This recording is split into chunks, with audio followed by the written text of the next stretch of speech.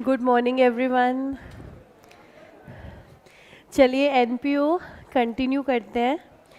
आपकी बुक्स में page number 231 पर आएंगे क्वेश्चन नंबर 10। देखिए क्वेश्चन नंबर 10 की सबसे पहले रिक्वायरमेंट देखते हैं। क्वेश्चन 10 में ना रिसीट एंड पेमेंट तो गिवन है, अकाउंट दिया ही हुआ है हमें, तो हमें सिर्फ क्या बनाना है, आईएनडी और बैलेंस शीट, लेकिन साथ ही साथ ओपनिंग बैलेंस शीट भी बनानी है। तो दो बैलेंस शीट बनानी है और आईएनडी बनाना है। सबसे पहले फॉर्मेट बनाते हैं, फिर पढ़ेंगे क्वेश्चन।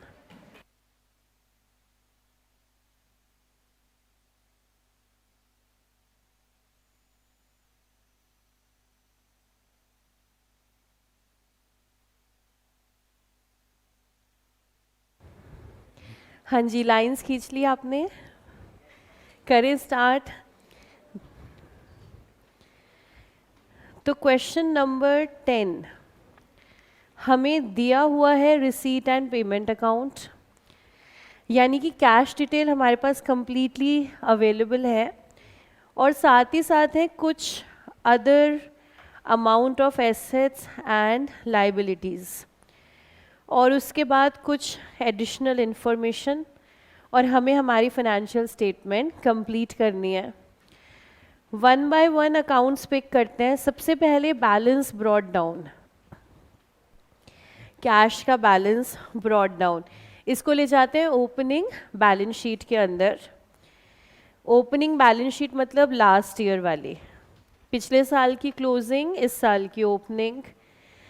तो पिछले साल की बैलेंस शीट में हम दिखाएंगे कैश 4820,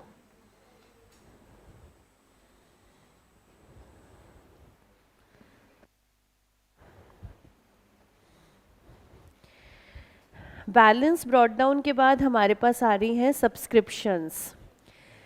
सब्सक्रिप्शंस जो रिसीट एंड पेमेंट के अंदर है वो अमाउंट कैसा है, सब्सक्रिप्शन रिसीव्ड। तो subscription received during the year is 28,600। देखते हैं एडिशनल इंफॉर्मेशन। सब्सक्रिप्शन रिसीवेबल और सब्सक्रिप्शन एडवांस नहीं है, ओनली रिसीवेबल। डेट्स देखें, 31 मार्च 21, 31 मार्च 22। तो 1575 क्लोजिंग रिसीवेबल, 1263 ओपनिंग रिसीवेबल, यानी कि ड्यू, ओपनिंग ड्यू और क्लोजिंग ड्यू। तो क्लोजिंग वाले को क्या करेंगे, ऐड कर देंगे, और ओपनिंग वाले को माइनस। तो क्या निकालेंगे, अमाउंट कौन सा आएगा, subscription of the year, current year की इनकम आ जाएगी। तो चलिए अमाउंट निकालते हैं, बहुत आसान। वर्किंग नोट नंबर 1, इसको आप ऐसे कीजिएगा, थोड़ा स्पेस छोड़ के लिखिएगा सब्सक्रिप्शंस, और फिर थोड़ा स्पेस छोड़ दीजिएगा।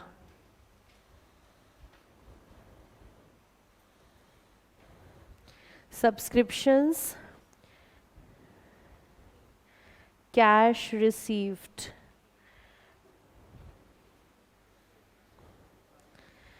$28,600, add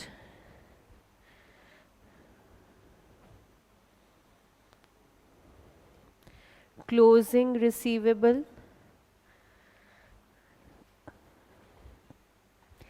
क्लोजिंग वाला हमें ऐड करना है क्योंकि ये करंट ईयर की इनकम है। Closing receivable 1575 less last year का, less opening.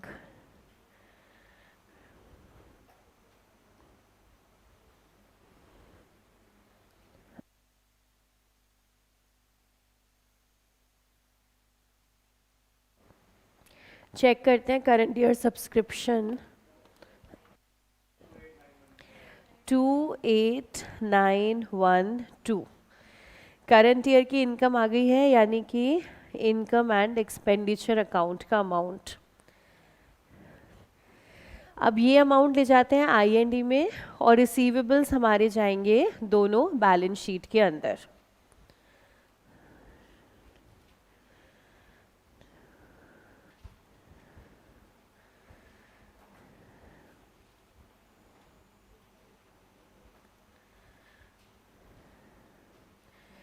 आई.एन.डी. Subscription 28912 balance sheet subscription due.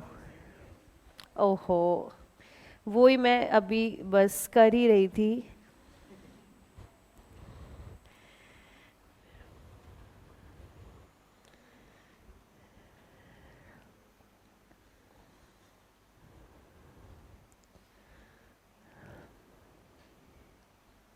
बताओ ये कौन से वाला एरर था? अरे ह्यूमन एरर नहीं, कह रहा ह्यूमन एरर। यही फट्टे तुम लोग पेपर के अंदर मारते हो। काइंड्स ऑफ एरर में से बताना है, error of omission, error of commission, error of principal या कॉम्पनसेटिंग एरर। कमीशन, जब आप गलत साइड पर लिख देते हैं, क्रेडिट की जगह अगर आपने डेबिट पे लिखा तो ये है एरर ऑफ कमीशन। अच्छा, अगर क्रेडिट की जगह डेबिट पे लिखा तो फ़र्क सेम अमाउंट से पड़ता है कि डबल अमाउंट से? डबल अमाउंट से। जब भी आप साइड चेंज करोगे तो अकाउंट्स में डिफरेंस डबल अमाउंट से आ जाएगा। तो सब्सक्रिप्शन के साथ साथ रिसीवेबल, ड्यू है तो हमारा एसेट है subscription due.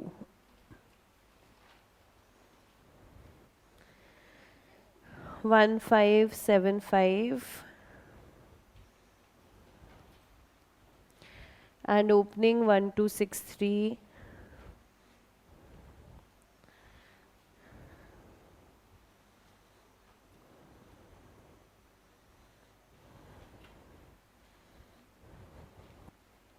Subscription done. Next, subscription के बाद है मिसलेनियस इनकम। तो इसको तो हम रेगुलर इनकम मानेंगे 700 ही और पोस्ट कर देते हैं इनकम एंड एक्सपेंडिचर में।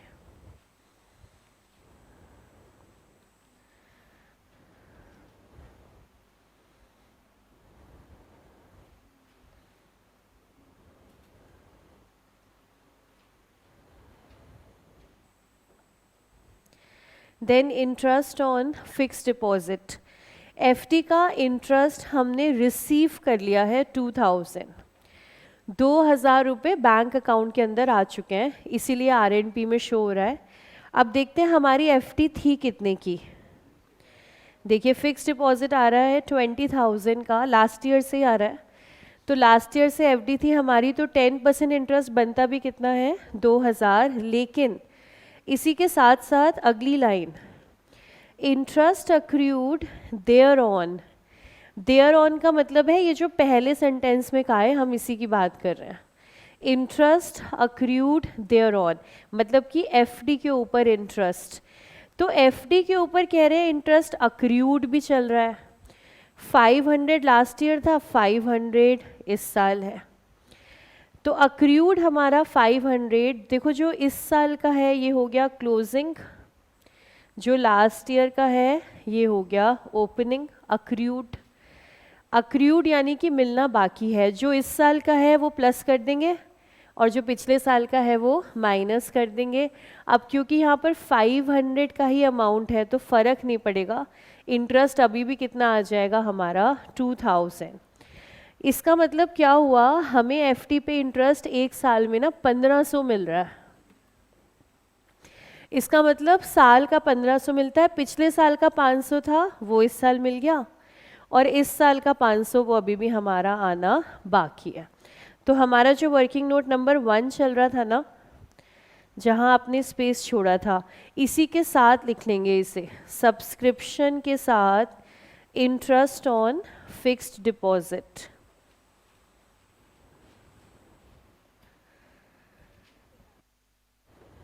Interest on fixed deposit, cash received 2000, closing receivable 500, opening receivable 500. तो income of the year 2000। तो एक बार क्वेश्चन को जब आप रीड करेंगे, इसीलिए इंस्टीट्यूट ने वो 15 मिनट्स का रीडिंग टाइम आपको दिया है, जब आप रीड करेंगे उस समय आप देख लीजिएगा कि कितनी इनकम्स हैं जिस पर ये क्लोजिंग ओपनिंग एडजस्ट करना है और कितने खर्चे हैं, तो सब पर एक साथ एक ही वर्किंग नोट में एडजस्ट कर देंगे, तो बार बार रिपीटेडली हमें ये वर्ड्स नहीं लिखने पड़ेंगे, क्लोजिंग रिसीवेबल, ओपनिंग रिसीवेबल। तो बताइए इंटरेस्ट ऑन एफडी आपको समझ में आया? देखिए 1 साल का बनता तो 2000 ही है, जब 20,000 की हमारी एफडी और 10% का रेट है, तो 1 साल का इंटरेस्ट बनता 2000 ही है। अक्रूड 500 चल रहा है, क्लोजिंग भी और ओपनिंग भी, इसका मतलब 1 साल में हमें मिलता 1500 है, फिर लास्ट ईयर का भी इस साल मिलता है, यानी कि 500 हमें लेट मिल रहा है। करंट ईयर में हमें सिर्फ 1500 रिसीव करते हैं हम, लेकिन रिसीव तो आर.एन.पी का पार्ट है, आई.एन.डी में कितना जाने वाला है? Interest of the year which is 2000। ले जाते हैं इसको income and expenditure.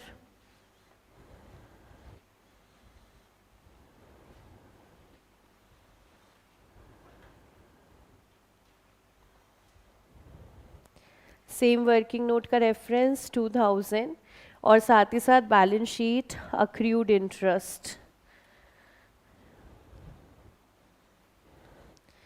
Accrued interest के साथ साथ एफडी भी पोस्ट कर देते हैं बैलेंस शीट में। देखिए एसेट्स कितने आ रहे हैं,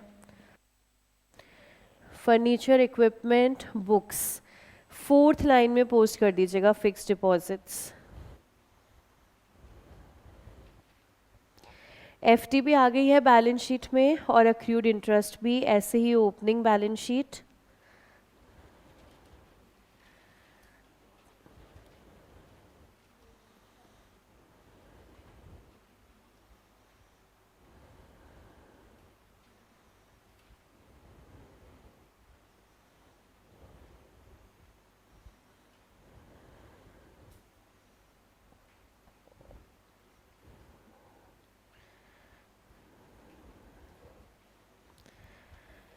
after interest receipts complete payments पर आते हैं। सैलरीज, सैलरीज से रिलेटेड इंफॉर्मेशन हमारे पास है, सैलरीज आउटस्टैंडिंग एंड और कुछ नहीं है। एक बार बाकी खर्चे देखें, rent and electricity, rent and electricity में भी आउटस्टैंडिंग है। मैगजीन्स एंड न्यूज़पेपर्स, इसमें भी आउटस्टैंडिंग है। सन्ड्री एक्सपेंसेस, सन्ड्री एक्सपेंसेस में आउटस्टैंडिंग नहीं है लेकिन प्रीपेड है। तो हमें क्या करना होता है, closing outstanding add, opening outstanding minus, prepaid, prepaid opening वाला ऐड क्योंकि वो करंट ईयर से रिलेट करता है, और क्लोजिंग वाला माइनस। तो 4 खर्चे आ गए, एक साथ एडजस्ट करेंगे सेकेंड वर्किंग नोट के अंदर। तो 4 एक्सपेंसेस हैं, तो आपके कॉलम बनेंगे टोटल 5 कॉलम।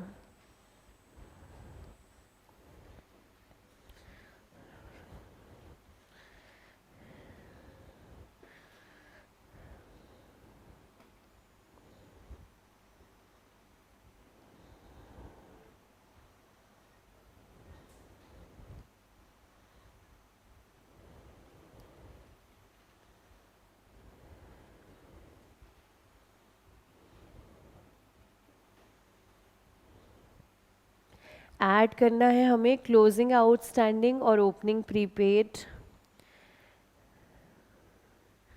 और माइनस करना है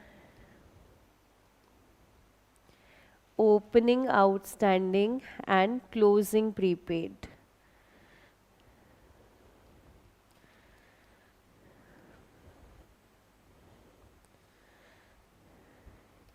सैलरीज,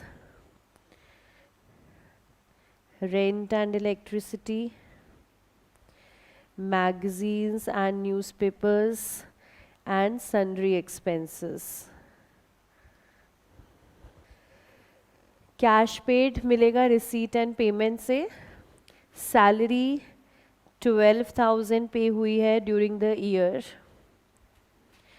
रेंट 7220,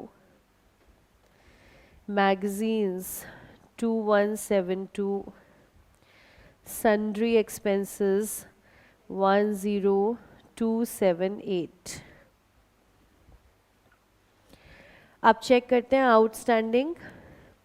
21 वाला ओपनिंग आउटस्टैंडिंग, 22 वाला क्लोजिंग.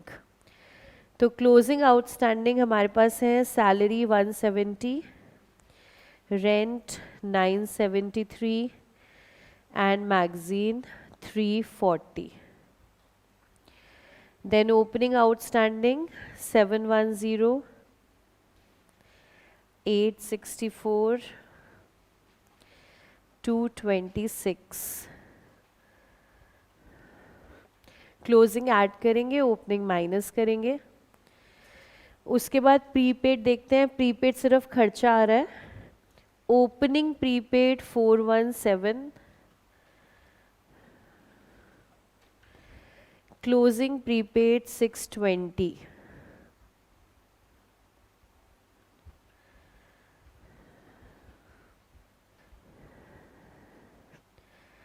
इनकम एंड एक्सपेंडिचर का अमाउंट यानी कि एक्सपेंस ऑफ द ईयर, पूरे साल का खर्चा 11,460. रेंट 7329, 2286, 10075. इनकम एंड एक्सपेंडिचर के अमाउंट आपने निकाल लिए, ये तो वहीं पे पोस्ट होंगे. एंड अपार्ट फ्रॉम आई&डी हम जाएंगे बैलेंस शीट के अंदर. आउटस्टैंडिंग्स और प्रीपेड दोनों बैलेंस शीट के अंदर आएंगे. तो करते हैं पोस्ट सारे खर्चे.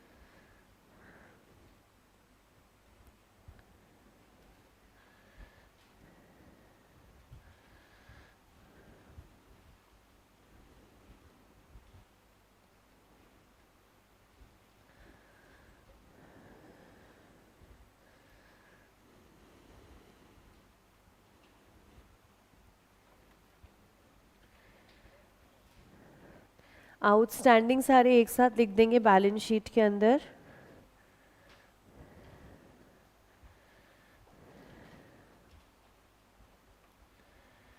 salaries, rent and magazines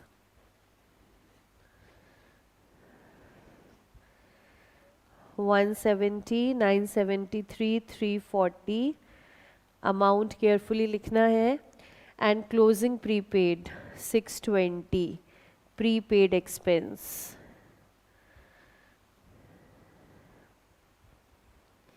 जो अभी पे नहीं करा आउटस्टैंडिंग है वो लाइबिलिटी है. जो पहले ही पे कर चुके हो प्रीपेड वो आपका एसेट है. सिमिलरली जाएंगे ओपनिंग बैलेंस शीट में.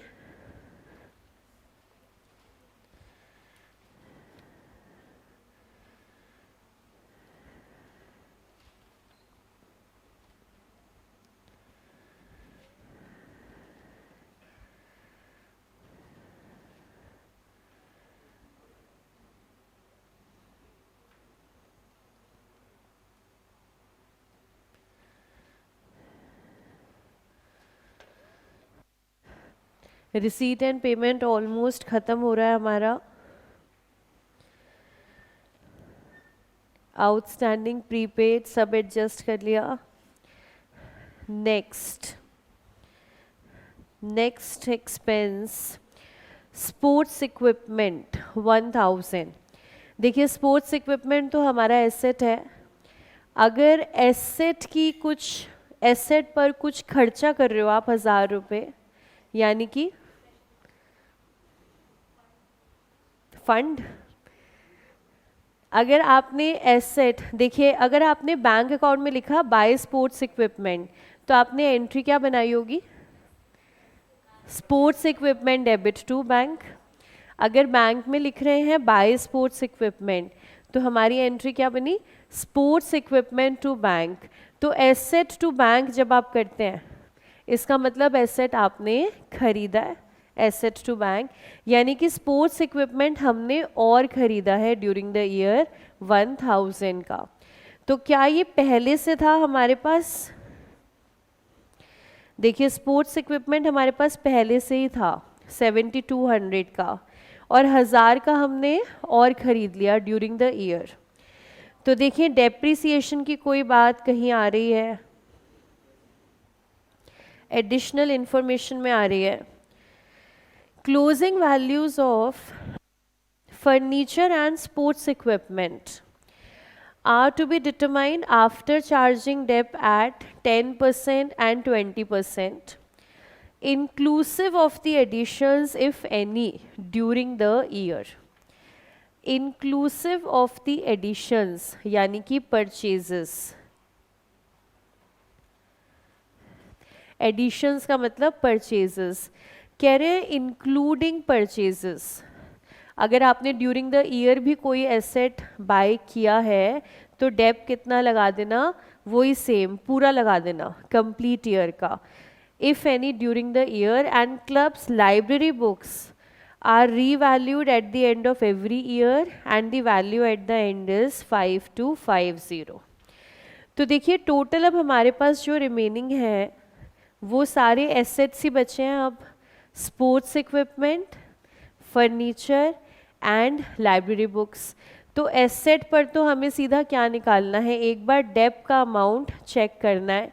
सारे एसेट्स एक साथ अकाउंट करते हैं वर्किंग नोट नंबर 3 में, एक एक करके सब एसेट्स पे डेप चेक कर लेते हैं। लास्ट क्लास में हमने एसेट का अकाउंट बनाया था, आज मैं बिना अकाउंट के आपको बता रही हूँ, फिर आपको जैसे अच्छा लगे आप वैसे बना सकते हो, दोनों तरीके अलाउड है। इक्वेशन भी बना सकते हो। अगर एसेट की इक्वेशन बनाए हम तो कुछ ऐसे बनेगी, ओपनिंग बैलेंस, एसेट का ओपनिंग बैलेंस प्लस परचेजेस, अब धीरे धीरे समझ आ रही है, minus sale minus depreciation is equals to closing balance. मतलब हमने ना टी शेप अकाउंट को इक्वेशन में डाल दिया। देखिए टी शेप अकाउंट अगर आप बना रहे होते,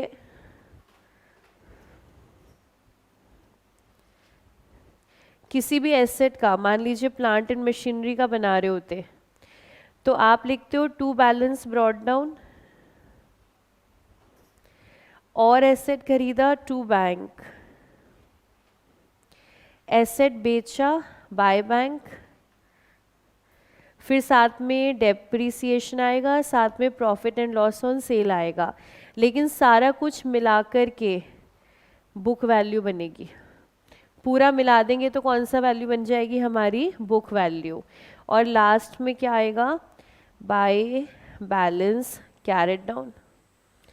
और इससे पहले हमारे बचे हुए एसेट्स की आएगी डेप्रिसिएशन। इसको हमने इक्वेशन में डाल दिया है, opening balance plus purchases minus sale minus depreciation is equals to closing balance. क्या ये वाली बात आप समझ गए कि ये बुक वैल्यू कैसे आती है मिला करके? देखिए मान लीजिए 50,000 का हमारा एसेट है, ठीक है, 50,000 का हमारा एसेट है, इसको हम सेल कर रहे हैं सपोज 6 महीने के बाद। 6 महीने का डेप है, मान लेते हैं 5,000, तो आपकी बुक वैल्यू आ गई 45। सपोज आपने इसको सेल किया 40,000 में, तो आपका लॉस आ गया 5,000। मान लीजिए ऐसा है, 50,000 का एसेट है, 6 महीने बाद सेल कर रहे हैं, तो 6 महीने का डेप लगाया 5,000, बुक वैल्यू आई 45। 45 को हमने 40 में सेल कर दिया, लॉस आ गया 5। इसको 41 कर देती हूँ मैं, 5 5 सेम नहीं रहे, हमने 41 में बेच दिया तो लॉस आ गया 4। अब अगर इसकी आप पोस्टिंग करोगे अकाउंट के अंदर, मशीनरी अकाउंट के अंदर, तो लॉस आप दिखाओगे 4,000 का लॉस। सेल प्रोसीड आप दिखाओगे 41 आपको कैश मिला, और डेप्रीसिएशन इस मशीन पर आप दिखाओगे 5,000। ऐसे दिखाओगे आप एसेट अकाउंट में। अब आप टोटल करके देखो 41 + 5 + 4 कितना आ गया 50। तो ये जो तीन चीज़ें हम अलग अलग लिखते हैं, अगर ऐड कर देंगे तो ये टोटल क्या बन जाती है, बुक वैल्यू हमारी। तो अगर हम सेल वाले एसेट की बुक वैल्यू हटा दें तो हमने ये इक्वेशन बना ली है प्लस माइनस के साथ। तो पेपर में ऑप्शन क्या है, आप चाहें तो अकाउंट बनाएं और आप चाहें तो इक्वेशन से सॉल्व करें। जैसे हम देखते हैं स्पोर्ट्स इक्विपमेंट, स्पोर्ट्स इक्विपमेंट का ओपनिंग बैलेंस हमें दिया हुआ है 7200।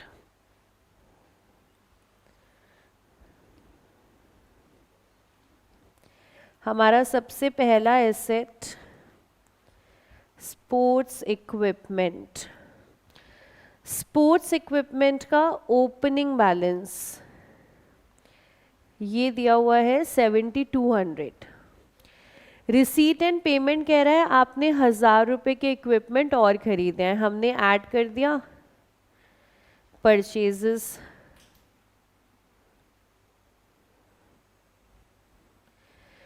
कोई सेल हुई या नहीं, नहीं हुई, क्योंकि अगर सेल होती तो रिसीट एंड पेमेंट में डेबिट साइड पर दिख रही होती। अगर आप सेल करते तो पैसा रिसीव करते तो वो पैसा दिख रहा होता, सेल तो हुई नहीं। तो सेल नहीं है तो हम इस पे चार्ज करेंगे डेप्रीसिएशन। डेप्रीसिएशन का रेट क्वेश्चन दे रहा है 20%। तो 20% किस पे लगाना है, 8200 पर, inclusive of the additions. Addition को भी सेम रेट पे डेप्रिशिएट करेंगे, तो 8200 का 20%, 1616 1640। अब हम चेक कर लेते हैं क्लोजिंग बैलेंस 6560। तो ओपनिंग हमें गिवन था, परचेज हमें गिवन था, डेप का रेट था तो हम अमाउंट निकाल लेंगे और वहीं से क्लोजिंग बैलेंस आ जाएगा 6560। सेम चीज़ को आप अकाउंट बना के कर सकते हो।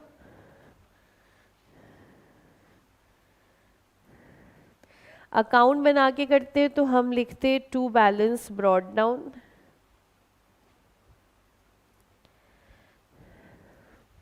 इस वाले क्वेश्चन में हम दोनों से कर लेते हैं, फिर हर क्वेश्चन में तो हम एक ही स्टाइल फॉलो करेंगे। इसमें आपको एकदम क्लियर हो जाए कि चाहे अकाउंट बना लें चाहे प्लस माइनस कर लें, वो एक ही बात है। टू बैलेंस ब्रॉड डाउन लिखते 7200, हमने इक्विपमेंट और ख़रीदा तो हम लिखते टू बैंक, फिर हम लगाते डेप्रीसिएशन। कैलकुलेशन खुद करते 8200 पे 20%, 1640, अकाउंट कर देते क्लोज और ये आ गया बैलेंस कैरेड डाउन।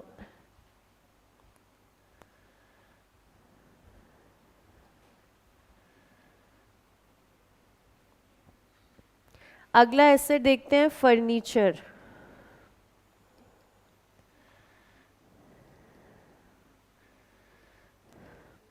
फर्नीचर का हमें दिया हुआ है ओपनिंग बैलेंस 9600,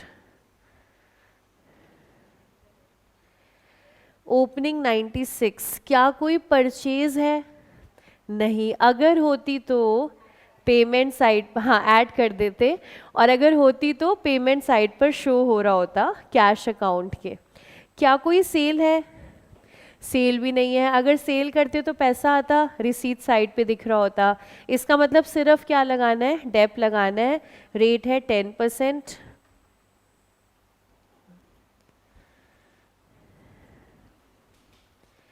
तो यहाँ से लेस किया डेप्रिसिएशन और हमारे पास आ गई रिटर्न डाउन वैल्यू 8640। फिर last asset library books,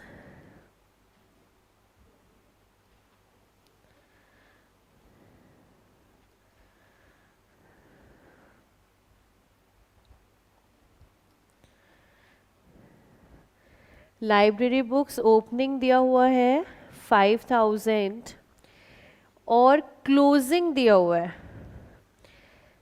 library books are revalued at the end of each year and the value at the end of 31st March is 5250. Purchase 5250 की हमारी लाइब्रेरी बुक्स हैं, पहले आ रही थी 5000 की और अब है 5250 की। तो रिसीट एंड पेमेंट में यानी कि बुक्स आनी चाहिए। अगर परचेज है तो देखें हमारे पास, ये देखिए लाइब्रेरी बुक्स आ रही है 1000, क्योंकि अगर आपने परचेज करा तो कहाँ से दिखेगा, रिसीट एंड पेमेंट से।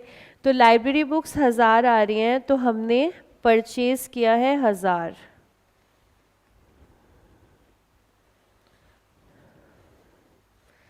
आपको वैसे भी हिंट मिलेगा 5000 से 5250 तक डेप्थ तो आ नहीं सकता, तो परचेजेस तो हुई होंगी।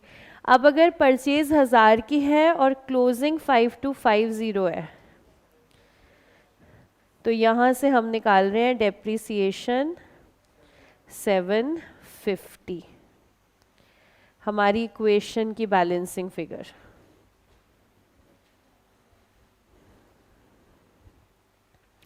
अब पेपर में एक साथ करना है, समझ लिया हमने। एसेट्स जब एक साथ करेंगे तो जैसे खर्चे किए थे ना वैसी एसेट करेंगे।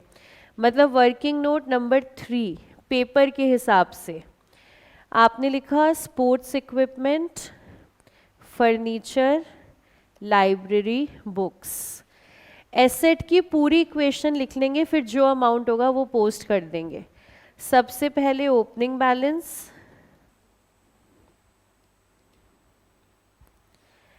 add purchases,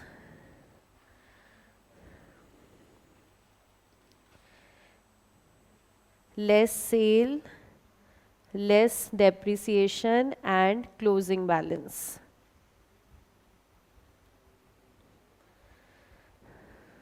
अभी तो हमने ये अलग अलग किया ना, आराम से हम समझ रहे थे इक्वेशन और अकाउंट, लेकिन पेपर में कैसे बनाएंगे तो छोटा सा फटाफट बन जाएगा। इसी तरीके से बनाएंगे जैसे खर्चे और इनकम बनाए थे। तो ओपनिंग बैलेंस हमारे पास अब है 7200, 9600 and 5000। Purchases receipt and payment दिखा रहा है, स्पोर्ट्स इक्विपमेंट खरीदा 1000 में, लाइब्रेरी बुक्स भी खरीदी 1000 में। सेल हमारी किसी भी एसेट की नहीं हुई है, कोई सेल नहीं है। डेप्रीसिएशन इक्विपमेंट पर 20%, फर्नीचर पर 10% और लाइब्रेरी बुक्स हमारी निकल रही है बैलेंसिंग फिगर। तो स्पोर्ट्स इक्विपमेंट पे हमारा डेप आ रहा था 1640, फर्नीचर पे 960 और ये बैलेंसिंग फिगर 750।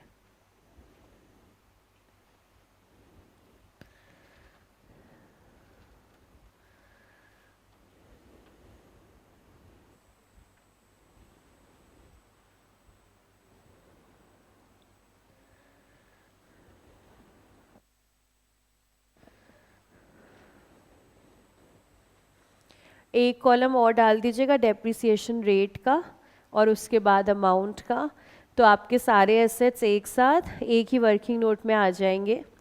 अब इसको पोस्ट करते हैं हम। देखो ओपनिंग क्लोजिंग बैलेंसेस ये तो चले जाएंगे हमारी बैलेंस शीट के अंदर। डेप्रिसिएशन पोस्ट होगा इनकम एंड एक्सपेंडिचर में। परचेजेस और सेल्स आरएनपी में पोस्ट होते हैं, वो ऑलरेडी पोस्टेड है। तो हम इनकम एंड एक्सपेंडिचर में डेप डालेंगे और दोनों बैलेंस शीट में एसेट्स पोस्ट करेंगे। तो चलिए पोस्ट कर देते हैं। Depreciation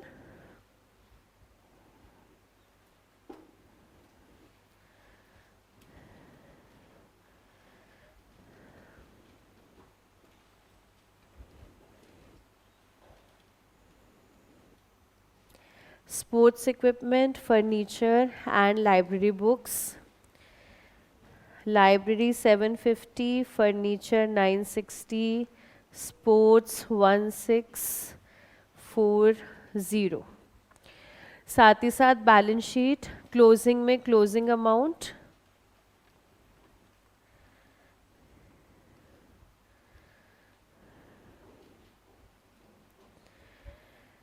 library books 5250, equipment 6560, furniture 8640.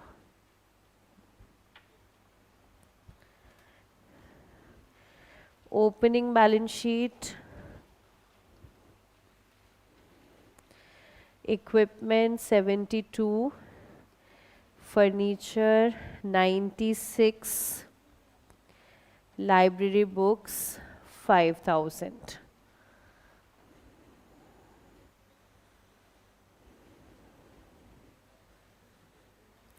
यहाँ तक कोई डाउट नहीं है, आसान चल रहा है? तो चेक करें हम इसके बाद अगला account balance carried down, closing balance sheet 2450,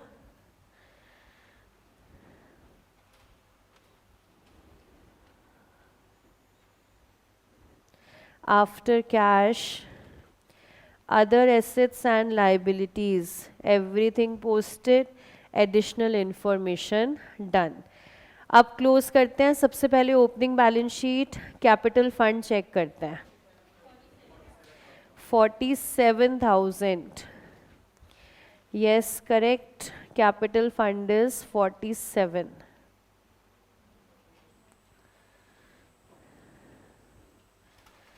check कर लीजिएगा. Capital fund 47,000. इसको ले जाते हैं क्लोजिंग में. फिर चेक करते हैं सरप्लस या डेफिसिट. डेफिसिट आ रहा है. यस, डेफिसिट आएगा इस बार. देखिए कितने अमाउंट का आ रहा है. 4,000 गलत जवाब, 3,000 गलत जवाब, 4,888 गलत, 2,888 सही. डेफिसिट आएगा 2,888 का. चेक कर लीजिएगा.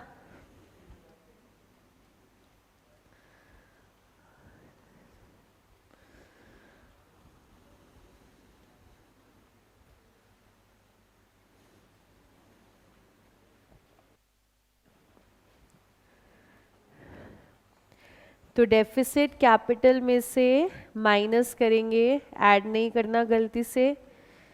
फिर देखेंगे बैलेंस शीट मैच हो रही है कि नहीं. हो रही है मैच. कितना टोटल? 45,595.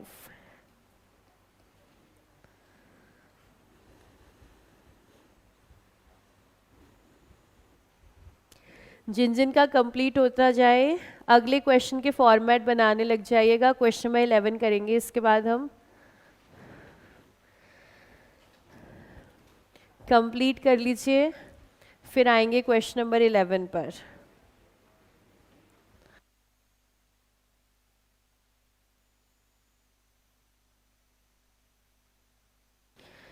आते हैं क्वेश्चन नंबर 11 पर. Next question. क्वेश्चन नंबर 11 में हमारे पास है income and expenditure account. Opening balance sheet देखनी है, जल्दी से मिलाओ.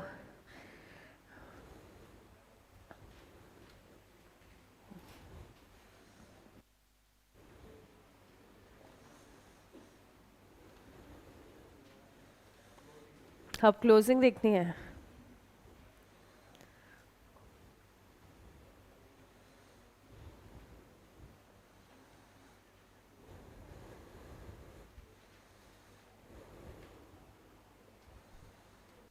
देखिए क्वेश्चन नंबर 11 में हमारे पास है आई&डी अकाउंट.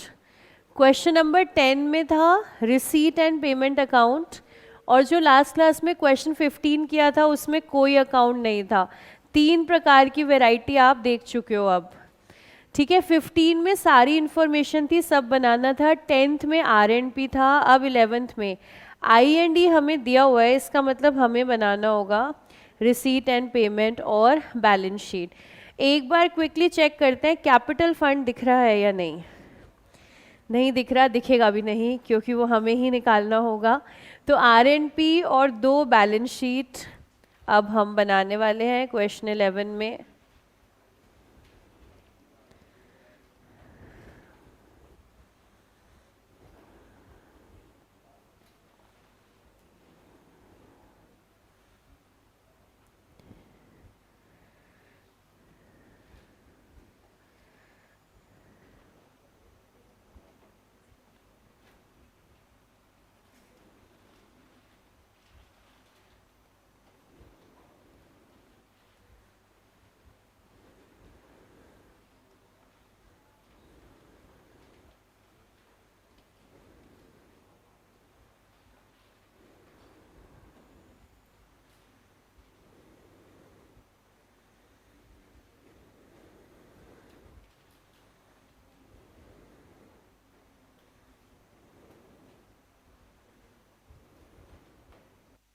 ओपनिंग बैलेंस शीट भी वर्किंग नोट का ही पार्ट है।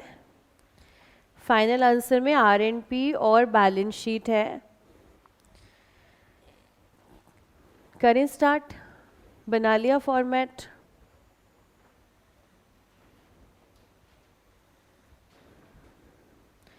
क्वेश्चन को थोड़ा ज़्यादा ध्यान से करना पड़ेगा क्योंकि इनकम एंड एक्सपेंडिचर कौन से वाला अमाउंट दिखाता है, करंट ईयर की एक्चुअल जो इनकम है या जो खर्चा है, और यहाँ से हमें जाना है रिसीट एंड पेमेंट तक, जिसको मतलब है सिर्फ कैश से।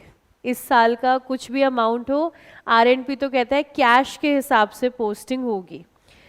तो स्टार्ट करते हैं, देखते हैं। सबसे पहले हमारे पास खर्चे आ रहे हैं काफ़ी सारे। सबसे पहला खर्चा है सैलरी। सैलरी के बारे में एडिशनल इंफॉर्मेशन पहले चेक करते हैं। सैलरी देखिए इधर, salary outstanding at the beginning and eight the and 400 and 450। तो इसमें से बिगिनिंग वाली कौन सी, 400, ये बनी ओपनिंग आउटस्टैंडिंग, और 450 वाली है क्लोजिंग आउटस्टैंडिंग। और कुछ अगला पॉइंट है general expense, then audit fees, then club owned a ground, हमारे पास लैंड है, क्लब के पास स्पोर्ट इक्विपमेंट है। उसके बाद इसका डेप आ रहा है, club has raised a bank loan and cash in hand. तो सैलरी से रिलेटेड इतनी ही इंफॉर्मेशन है। अब हमें कौन सा अमाउंट निकालना है, कैश वाला है ना, सैलरी पेड वाला। एक बार ज़रा होनहार बच्चे अपने आप निकालेंगे, बताएंगे ज़रा कितना अमाउंट सैलरी पेड का। 4700 एक आंसर, और 4700 और 5150, और कोई आंसर सैलरी पेड।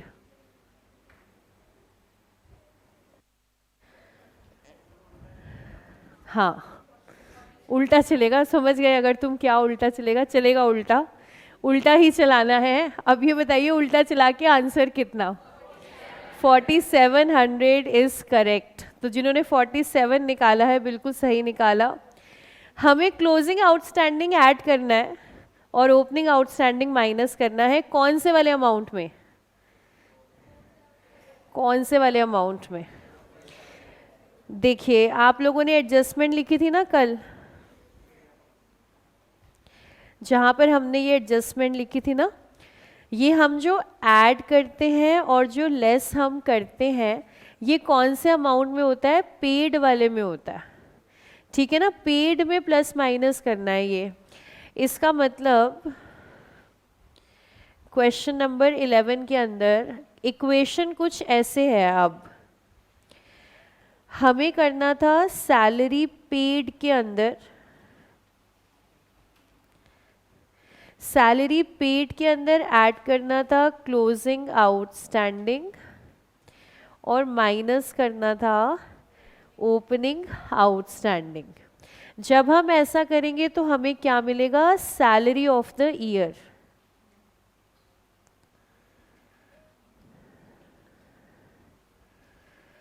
हम हमेशा ऐसे करते हैं। अब इस बार सैलरी पेड तो है ही नहीं, ये तो कंप्यूट करनी है। इसका मतलब सैलरी पेड फिर हमारी बन जाएगी सैलरी ऑफ द ईयर, यानी कि annual salary minus closing outstanding plus opening outstanding. इसे आपकी भाषा में कह रहे हैं कि मैम उल्टा करना है अब की बार। हाँ बिल्कुल, अब की बार उल्टा करना है। क्लोजिंग माइनस हो जाएगी, ओपनिंग ऐड हो जाएगी मैथमेटिकल इक्वेशन की वजह से। तो salary of the year IND दिखा रहा है 4750, क्लोजिंग आउटस्टैंडिंग 450, ओपनिंग आउटस्टैंडिंग 400, तो सैलरी पेड 4700। ध्यान से समझ लीजिएगा, सारे खर्चों में यहाँ यही खेल खेलना है हमें, क्योंकि हमें हर खर्चे का ना पेमेंट निकालना है। और IND दिया हुआ है ना, तो ईयरली वाला अमाउंट दिया हुआ है, तो पेमेंट निकालने के लिए इस बार क्लोजिंग वाला माइनस हो जाएगा और ओपनिंग वाला ऐड हो जाएगा। तो इसको पोस्ट कर देते हैं। सैलरी जाएगी रिसीट एंड पेमेंट में और आउटस्टैंडिंग जाएंगे दोनों हमारी बैलेंस शीट के अंदर।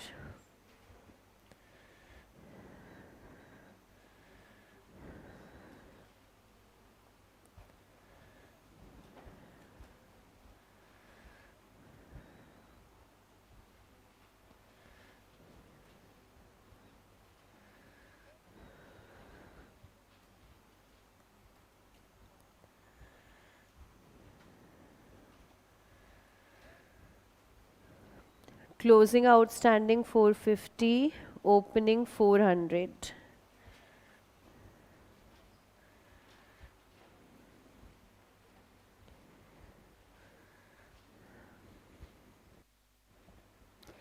सैलरीज के बाद next general expense. General expenses हमारे पास ईयर के आ रहे हैं 500। और कोई information? General expenses include insurance prepaid to the extent of 60, यानी कि जो इंश्योरेंस का खर्चा है वो जनरल एक्सपेंस में ही है। जनरल मतलब हमने कुछ खर्चे मिला दिए होंगे, हमने इंश्योरेंस भी उसी में डाल दिया। उसमें इंश्योरेंस प्रीपेड है टू द एक्सटेंट ऑफ 60, यानी कि हमारे पास है प्रीपेड ओपनिंग के क्लोजिंग, क्लोजिंग कुछ नहीं लिखा तो क्लोजिंग। तो एक्सपेंस इंक्लूड इंश्योरेंस प्रीपेड, यानी कि हमारे पास है एक closing prepaid expense to the extent of 60। चलिए निकालते हैं पेमेंट का अमाउंट। 640, 560। तो इस बार हमें निकालना है जो पेमेंट, हमारी इक्वेशन बनेगी जनरल एक्सपेंसेस पेड। पेड वाले में से हम माइनस करते थे क्लोजिंग प्रीपेड, और यहाँ से हमें मिलता था IND वाला अमाउंट। तो IND वाला अमाउंट दिया हुआ है 500, क्लोजिंग प्रीपेड है 60, हमें निकालनी है पेमेंट।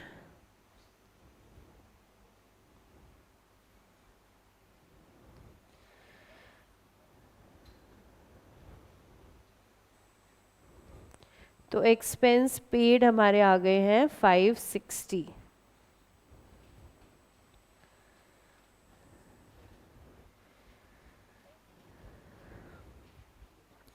क्या कहते हो, हम साथ साथ हैं कि हम आपके हैं? कौन साथ साथ हैं? बात समझ में आई ना, ये चेंज कैसे हो गया है? क्योंकि हमारी इक्वेशन पेड से बन रही है, पेड में हम प्लस माइनस करते हैं। इस बार ईयर का अमाउंट दिया हुआ है और पेड निकालना है, तो हम LHS से RHS जा रहे हैं, इसलिए हमारा प्लस माइनस जो है वो बदल गया है, रिवर्स हो गया है। अब एक्सपेंसेस जाएंगे रिसीट एंड पेमेंट में और प्रीपेड जाएगा बैलेंस शीट में। तो receipt and payment by expenses 560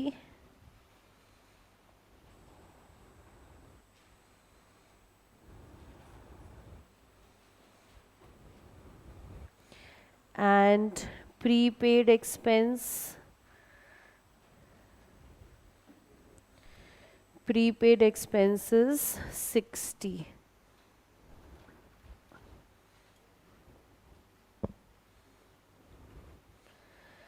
After general expenses, audit fees, audit fees, audit fees 250. अगर इनकम एंड एक्सपेंडिचर के अंदर है तो हम कह सकते हैं कि 2022 की ऑडिट फीस कितनी है, 250 रुपये। इसमें तो कोई डाउट नहीं है। अगर 2022 का आईएनडी है और 2022 के आईएनडी में लिखा है ऑडिट फीस 250, तो इस साल की ऑडिट फीस है 250। अब देखते हैं ज़रा information. Audit fees for 2022 is unpaid. 2022 की तो फीस कैसी है, आउटस्टैंडिंग। इसके अलावा during 2022 audit fee for 2021 was paid amounting to 200। यानी कि हम एक साल लेट फीस देते हैं। हमने करंट ईयर की तो दी ही नहीं, वो तो आउटस्टैंडिंग है, और लास्ट ईयर की फीस हमने इस साल पे कर दी है। अलग अलग देखते हैं अकाउंटिंग। पहले करंट ईयर की, अगर करंट ईयर का खर्चा 200 रुपये है, 250 रुपये है, करंट ईयर की ऑडिट फीस 250। अगर करंट ईयर का खर्चा 250 रुपये है और मैंने वो खर्चा पे नहीं करा, तो हम उसे कहाँ कहाँ शो करते हैं। खर्चा है, पेमेंट नहीं हुई है। खर्चा है तो P&L में आएगा, और पेमेंट नहीं हुई है इसलिए बैलेंस शीट में आएगा। 250 का खर्चा है, IND में दिख रहा है, और पेमेंट नहीं हुई इसलिए बैलेंस शीट में दिखेगा। तो सबसे पहले तो क्लोजिंग वाली बैलेंस शीट में आएंगे। इस साल की बैलेंस शीट ये दिखाएगी outstanding audit fees.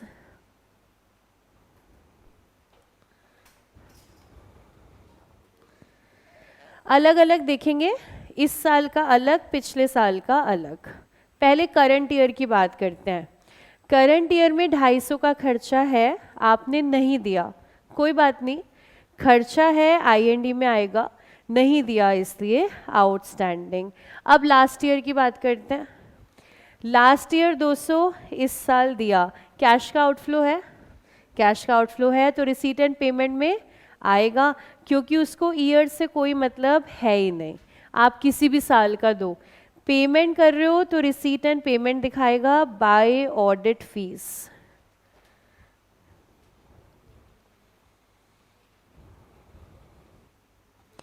Receipt and payment cash का आउटफ्लो दिखा रहा है, 200 की ऑडिट फी इस साल पे हुई है। अगर इस साल पे हुई है तो लास्ट ईयर की बैलेंस शीट में, अगर इस साल पे हुई है तो लास्ट ईयर की बैलेंस शीट में क्या दिख रही होगी, आउटस्टैंडिंग। तो ओपनिंग बैलेंस शीट के अंदर आउटस्टैंडिंग ऑडिट फी 200।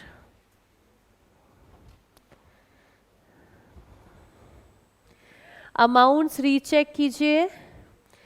क्लोजिंग बैलेंस शीट में 250 लिखा होगा आपने, और ओपनिंग बैलेंस शीट में 200 लिखा होगा। फीस अलग अलग है दोनों साल की। करंट ईयर 250, लास्ट ईयर 200, और रिसीट एंड पेमेंट में 200 की फीस आपने पे की है। यानी कि करंट ईयर का खर्चा अगर हम पे नहीं करते कोई बात नहीं, IND में आएगा और क्लोजिंग बैलेंस शीट में आएगा, और पिछले साल का खर्चा आप इस साल पे कर रहे हो तो रिसीट एंड पेमेंट में आएगा, क्योंकि पेमेंट है और इसका मतलब पिछले साल, ये होगा हमारा आउटस्टैंडिंग। अब बताइए ऑडिट फी में कोई डाउट? नेक्स्ट देखते हैं सेक्रेटरीज ऑनरेरियम। पेमेंट कर रहे हैं हम, क्या कोई एडजस्टमेंट है? नहीं, इसका मतलब 1000 की पेमेंट कर दी होगी तो रिसीट एंड पेमेंट में पेमेंट दिखा देते हैं सेक्रेटरीज ऑनरेरियम।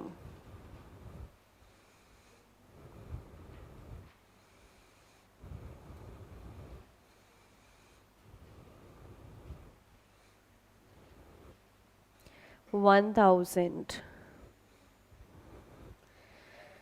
वैसे तो पेपर में सभी आपको शब्द पूरे पूरे लिखने हैं, कोई शॉर्ट फॉर्म्स अलाउड नहीं है, लेकिन स्टैंडर्ड शॉर्ट फॉर्म्स अलाउड होती हैं और ये जो शॉर्ट फॉर्म है ये स्टैंडर्ड है। सेक्रेटरी की शॉर्ट फॉर्म है SECY, स्टैंडर्ड पेपर के अंदर अलाउड होती है। जो आप लोग बनाते हो ना आपकी अपनी व्हाट्सएप और स्नैपचैट वाली, वो अलाउड नहीं होती, बाकी स्टैंडर्ड वाली अलाउड है। तो SECY जो है वो आप लिख सकते हो। अगला खर्चा देखें, स्टेशनरी एंड प्रिंटिंग, क्या कोई एडजस्टमेंट है? स्टेशनरी एंड प्रिंटिंग यानी कि 450 का खर्चा पे कर दिया होगा बाय स्टेशनरी एंड प्रिंटिंग।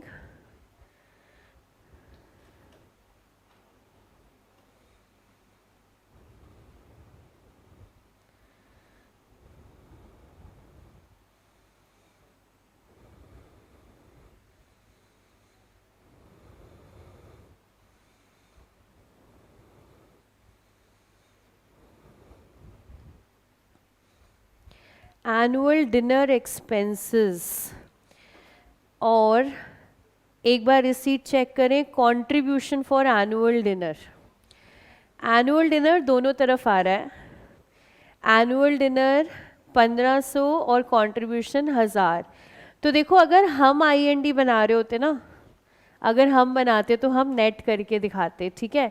इन्होंने अलग अलग क्यों दिया है, आपकी हेल्प कर दिया इन्होंने, क्योंकि रिसीट एंड पेमेंट में अलग अलग ही दिखाना पड़ता है। तो एनुअल डिनर खर्चा दिखाएंगे खर्चे की साइड, रिसीट दिखाएंगे रिसीट की साइड। तो अभी तो कोई इसमें प्रॉब्लम नहीं है। रिसीट एंड पेमेंट में by annual dinner expenses,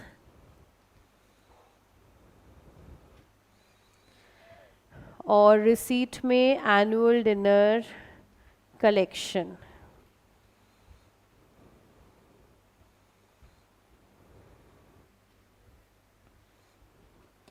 expense है 1500, कलेक्शन है 1000।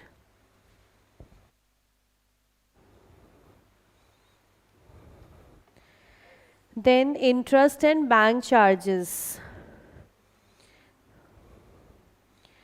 देखते हैं कोई adjustment. Interest and bank charges, देखिए लोन तो है हमारे पास, लेकिन लोन का इंटरेस्ट रेट ही नहीं है। बहुत बढ़िया, तो हमें कुछ कैलकुलेट नहीं करना, इसका मतलब जितना दिखा रखा है उतना ही बनता होगा, उतना ही हमने पे भी कर दिया, क्योंकि इंटरेस्ट का रेट ही नहीं है। So that means receipt and payment खर्चा पे करेंगे 150, इंटरेस्ट एंड बैंक चार्जेस।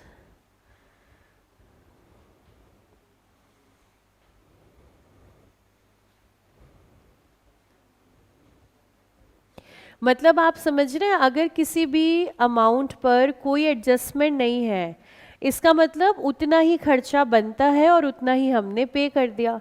ज़्यादातर तो बिजनेस में ऐसा ही होगा ना, जितना खर्चा बनता है वो पे कर दिया, कुछ खर्चे हैं आउटस्टैंडिंग रह गए या कुछ प्रीपेड हो गए, तो हम सिर्फ एक एक खर्चे को उठा रहे हैं और उसकी पेमेंट हम शो कर रहे हैं रिसीट एंड पेमेंट में। अगला देखिए, डेप्रिसिएशन आ रही है यहाँ पर। तो देखिए एसेट कौन सा है, इसका मतलब एक ही होना चाहिए। Club owned a free hold lease of ground and the club had sports equipment. देखिए एसेट तो दो हैं, इसका मतलब दोनों पे कंबाइंड डेब्ट दे रखा है हमें। क्या कहते हैं सोचिए, एसेट तो दो है ना हमारे पास, तो डेब्ट किस पर है? डेब्ट किस पर है? दोनों पर है या किसी एक पर है? हाँ, धीरे धीरे आंसर आ रहा है, धीरे धीरे आ रहा है, बाकी बच्चे भी सोचें। दोनों पर है डेप्रिसिएशन या किसी एक पर है? दोनों पर है कि एक पर है? कितने बच्चे कह रहे हैं दोनों पर है? कितने बच्चे कह रहे हैं एक पर है? अच्छा, हमारे दो एसेट कौन कौन से हैं? ग्राउंड और स्पोर्ट्स इक्विपमेंट। ग्राउंड को मतलब लैंड कहते हैं। ग्राउंड लैंड है कि नहीं है? लैंड से ऊपर है कि ग्राउंड अलग है लैंड अलग है? लैंड है, यानी कि लैंड पर तो डेप्रिसिएशन लगता ही नहीं है। तो ये जो डेप दिया हुआ है ये किस पर दिया हुआ है? स्पोर्ट्स इक्विपमेंट पर। तो आपकी नॉलेज को कदम कदम पे चेक किया जाएगा। अब आपको ये भी ध्यान रहना चाहिए कि लैंड पे तो डेप लगता ही नहीं है, तो सिर्फ स्पोर्ट्स इक्विपमेंट की बात हो रही है। तो स्पोर्ट्स इक्विपमेंट का ना अकाउंट बनाते हैं, देखते हैं कोई मिसिंग फिगर तो नहीं आ रही है स्पोर्ट्स इक्विपमेंट में।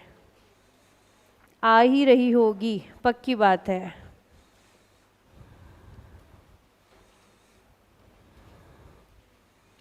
हमें इनकम एंड एक्सपेंडिचर से डेप्रिसिएशन मिल रहा है, तो बाय डेप्रिसिएशन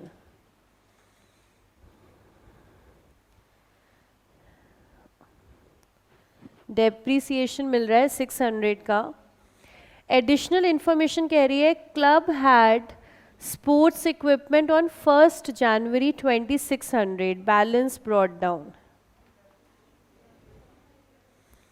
डेप्रिसिएशन, अच्छा sorry, depreciation 300, balance brought down 2600, and at the end of the year after depreciation this equipment amounted to 2700।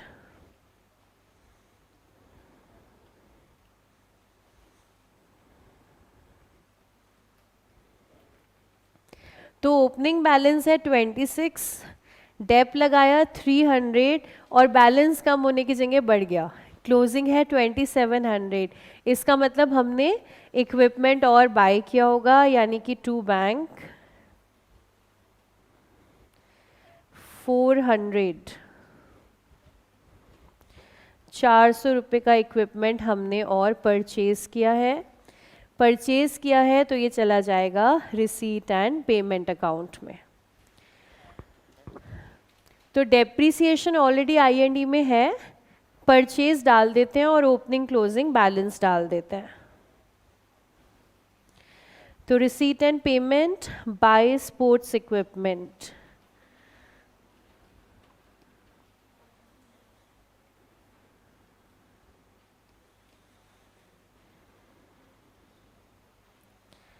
$400 की परचेज है और स्पोर्ट्स इक्विपमेंट दोनों बैलेंस शीट में।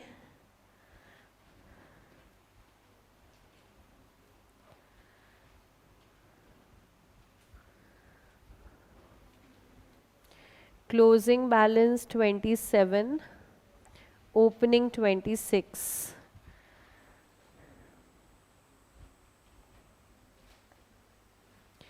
साथ के साथ लैंड पोस्ट करेंगे। लैंड आ रहा है 10,000,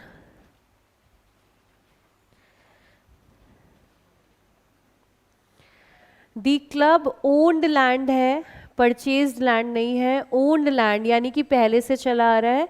तो ओपनिंग बैलेंस शीट में भी रहेगा लैंड 10,000।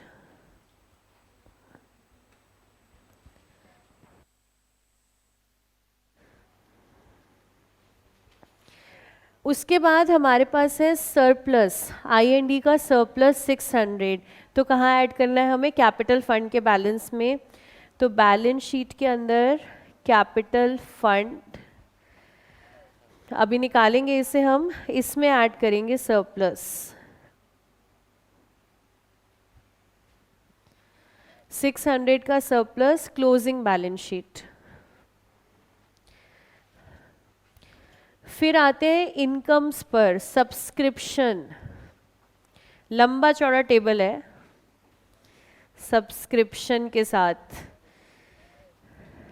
मतलब कितना बड़ा बन जाएगा टेबल, मैक्सिमम कितने अमाउंट्स आ जाएंगे? 4।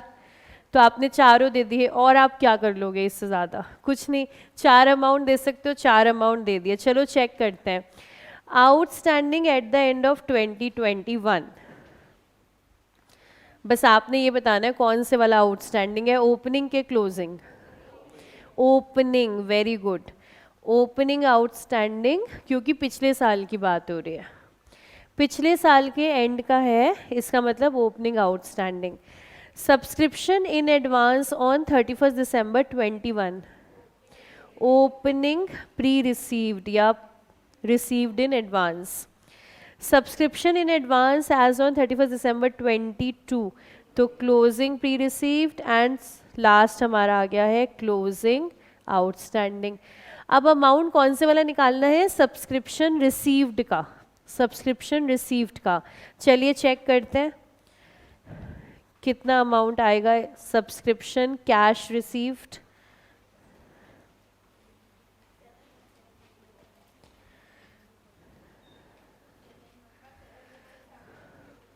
Seven one seven zero.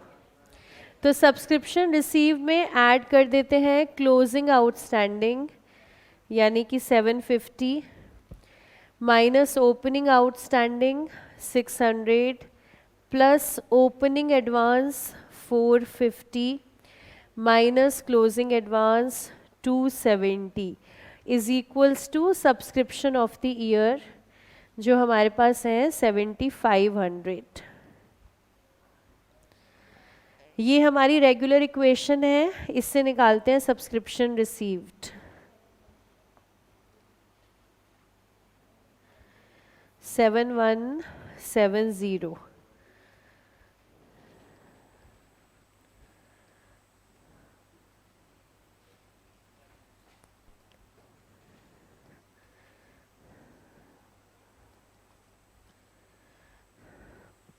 तो ये LHS और RHS की वजह से साइंस हमारे बदल गए हैं और हमारी रिसीव सब्सक्रिप्शन है 7170 की।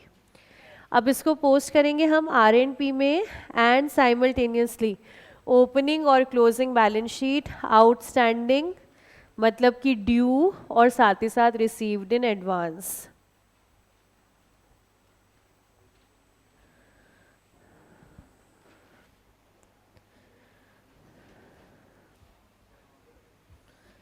receipt and payment, 2 subscriptions,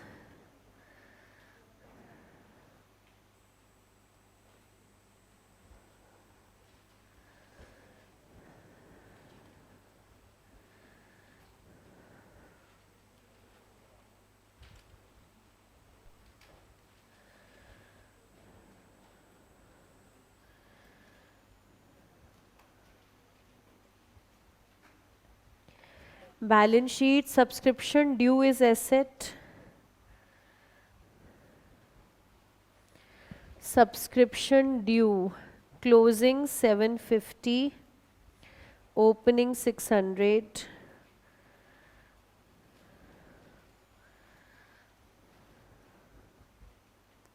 subscription in advance is liability,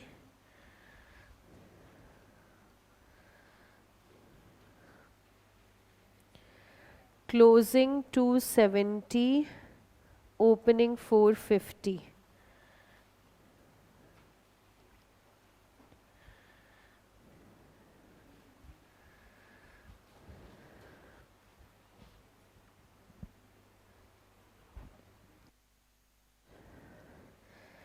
subscription के बाद एंट्रेंस फीस। एंट्रेंस फीस के बारे में कुछ नहीं लिखा है, लेकिन हम इसे कहाँ पर देख रहे हैं? I&E के अंदर। मतलब एंट्रेंस फीस को इन्होंने रेवेन्यू माना है, I&E में ले गए। I&E में तो ऑलरेडी आ रही है, हम सिर्फ और कहाँ डाल दें? रिसीट एंड पेमेंट में कैश रिसीव कर लेते हैं, टू एंट्रेंस फीस।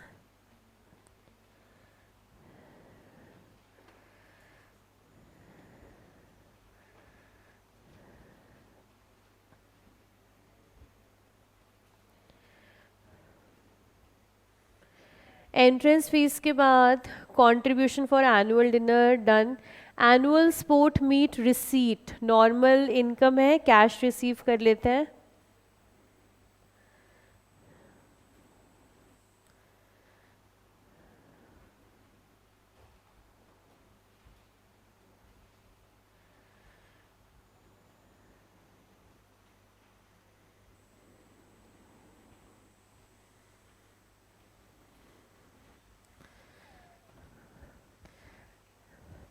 इस रिसीट के बाद देखते हैं एडिशनल इन्फॉर्मेशन। हमारा IND हो गया है कवर पूरा। Subscription, salary, expense, audit fee, ground sports equipment, bank loan. Club has raised a bank loan in 2021। इसका मतलब बैंक लोन दिखेगा दोनों बैलेंस शीट के अंदर, 21 में भी है और 22 में भी है। रीपेमेंट अभी नहीं हुई है, तो दोनों बैलेंस शीट शो कर रही हैं बैंक लोन।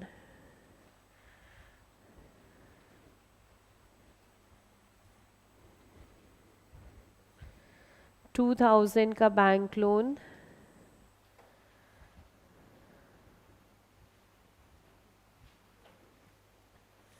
बैंक लोन के बाद आ रहा है क्लोजिंग कैश 31 दिसंबर 22।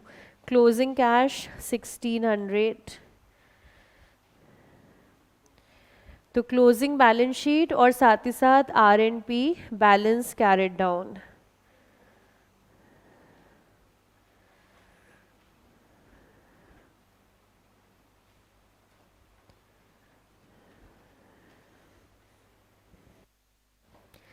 सारा क्वेश्चन कंप्लीट हमने पोस्ट कर लिया, आपने सिर्फ इसको क्लोज करना है।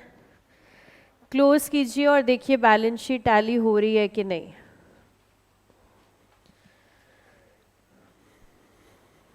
कीजिए ज़रा, करके देखिए क्या बैलेंस शीट टैली हो रही है।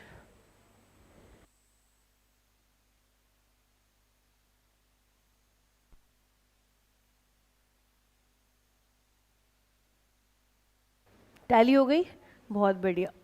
जिस जिसकी टैली होती जाए बताते जाइएगा।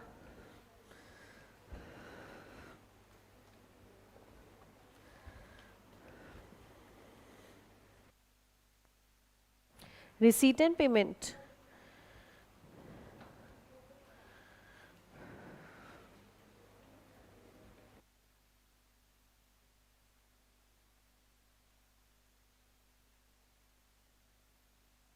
हाँ जी। अब तक देखिएगा, एक चीज़ का जो ध्यान देना था, वो गलती आपने करी, आप उस गलती से बच गए। कैपिटल फंड आपने निकाला बैलेंस शीट के अंदर, कैपिटल फंड, कैपिटल फंड कितना निकाला आपने? 11,000। 13,540। और कोई आंसर कैपिटल फंड का?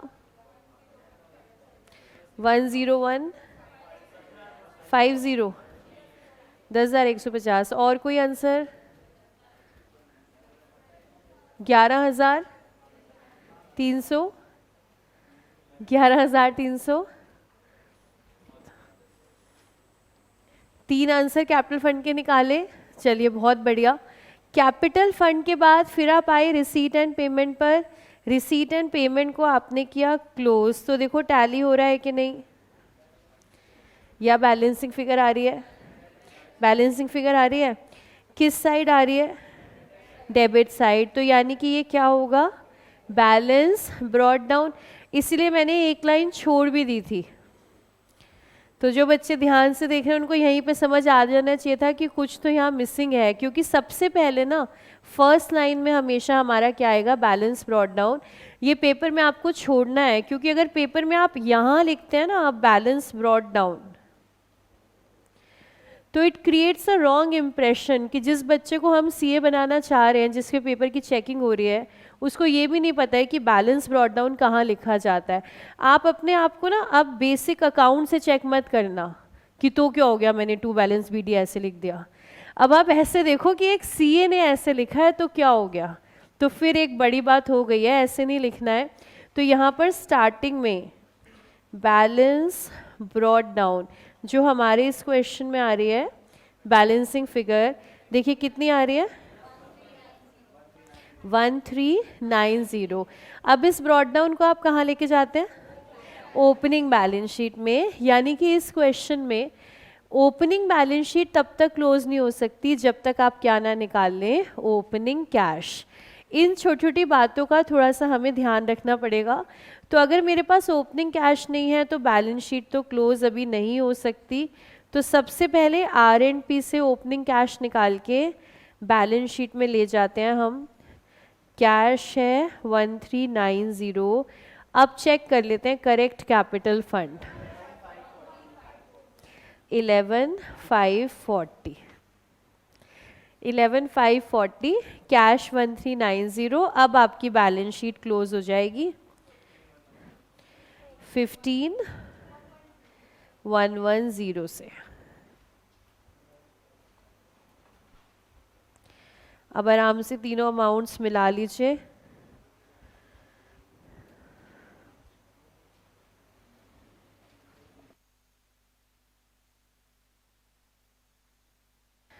एनपीओ मुश्किल लग रहा है कि आसान?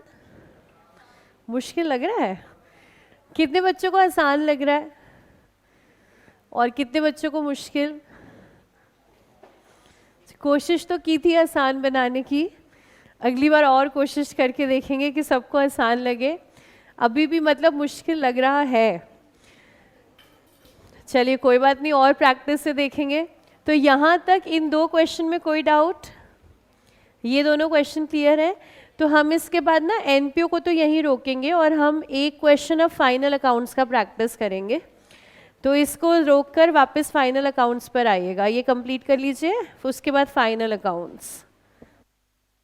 पेपर में आया हुआ एक सवाल प्रैक्टिस करेंगे आज, इससे पहले वाला चैप्टर ही है final accounts. Page number 220, page number 220, जुलाई 2021। बहुत ही खतरनाक सवाल इंस्टीट्यूट ने पूछा था।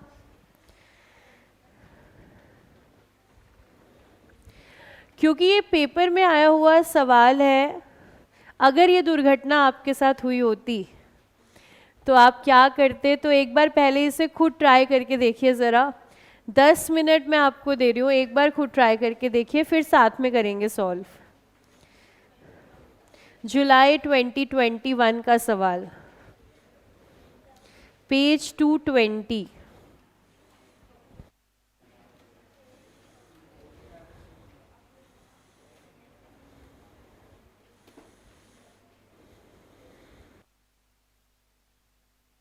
दस मिनट आपके पास है, क्या आप इस एक्सीडेंट से उभर पाएंगे या नहीं? ये जो दुर्घटना पेपर में हुई, थोड़ा सा डिफरेंट सवाल है, ट्राई करके देखिए क्या आप ट्राई कर पाते हैं कि नहीं।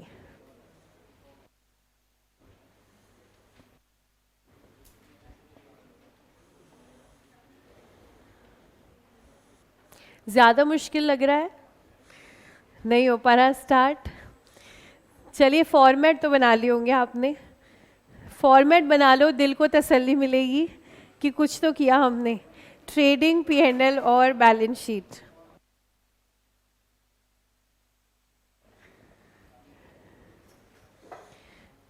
जुलाई 21 एग्जाम में आया हुआ क्वेश्चन कर रहे हैं हम, पेज 220 पर।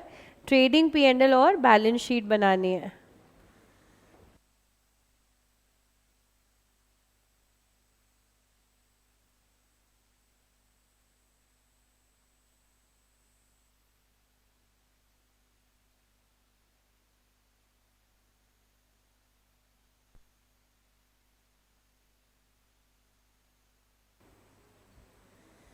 हाँ जी, बना लिया फॉर्मेट? चलिए ज़रा मिलके स्टार्ट करते हैं इससे, क्योंकि आपके जो फेशियल एक्सप्रेशंस हैं वो ऐसे हैं कि या तो आप करा दो या तो हम बैठे हैं इस समय, क्योंकि हमसे तो हो नहीं पाएगा ये। तो चलिए इसको स्टार्ट करते हैं। Karuna decided to start business of fashion garments. Karuna decided to start, ये लाइन आपको बता रही है कि क्वेश्चन में सारी इंफॉर्मेशन स्टार्टिंग से मिलेगी और हमें क्या प्रिपेयर करना है? Financial statement. शुरू से लेकर के हमें इंफॉर्मेशन दे रहे हैं जिस दिन से करुणा ने डिसाइड किया था कि वो बिजनेस स्टार्ट करेगी under the name of messrs designer wear on 1 April 2021। She had a saving of about 10 lakh. एक बार पूरे क्वेश्चन में देख लें, कहीं कोई बैलेंस दिया हुआ है हमें?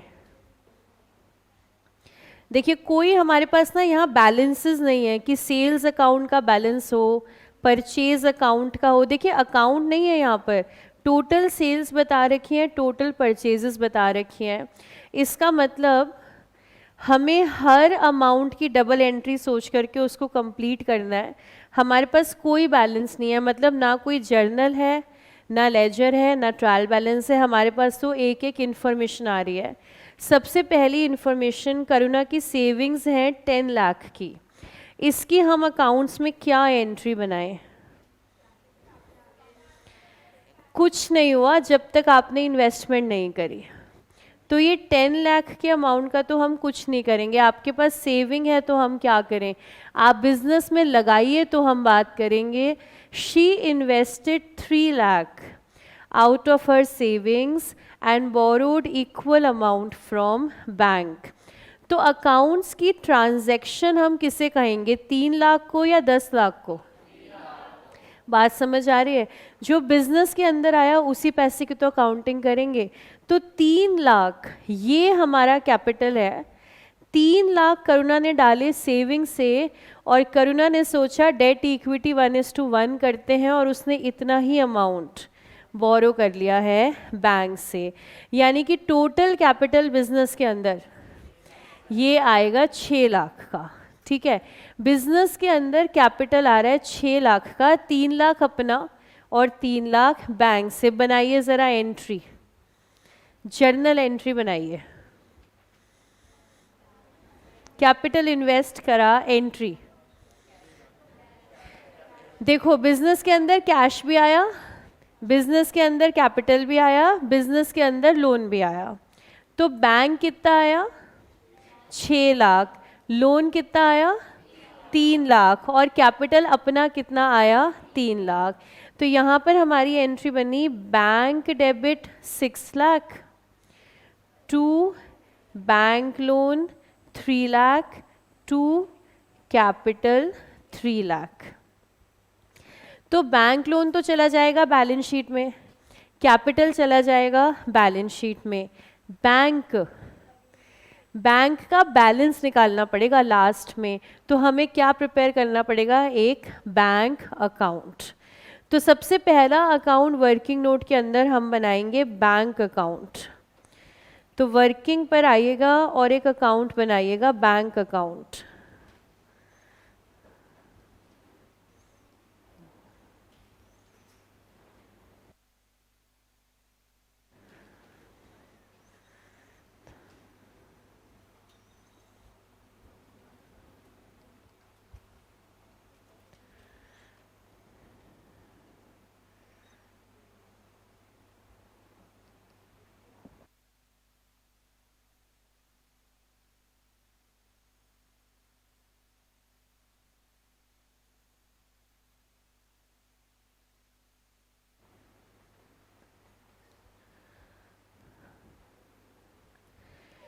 इन्फॉर्मेशन स्टार्टिंग से है तो जर्नल एंट्री को सोच के चलना पड़ेगा, और जर्नल के हिसाब से हम पोस्टिंग्स अब करेंगे, क्योंकि क्वेश्चन ने हमें कोई भी लेजर अकाउंट बना करके नहीं दिया। तो इसलिए पहला अकाउंट तो हम बैंक अकाउंट बनाएंगे। हमारी एंट्री है bank to bank loan to capital. तो बैंक अकाउंट में to bank loan to capital. दूसरा एस्पेक्ट बैलेंस शीट में आते हैं। बैलेंस शीट के अंदर सबसे पहले तो कैपिटल आएगा। कैपिटल आएगा 3 लाख का, और साथ ही साथ bank loan.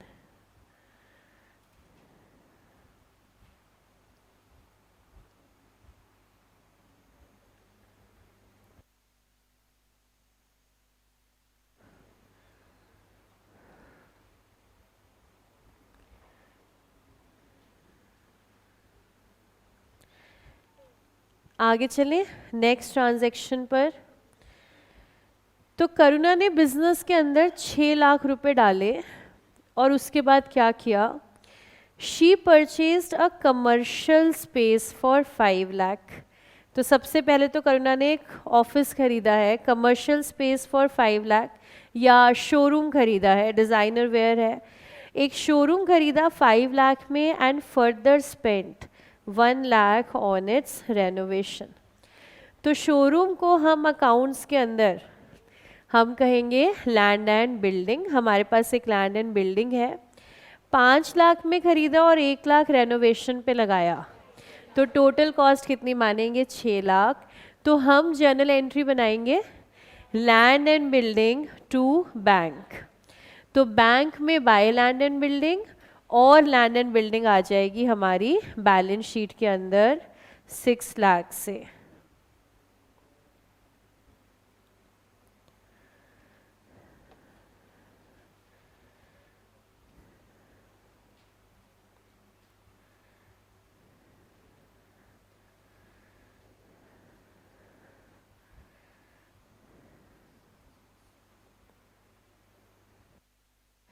Land and building लिखें या बिल्डिंग लिखें, दोनों ही ठीक है। यहाँ पर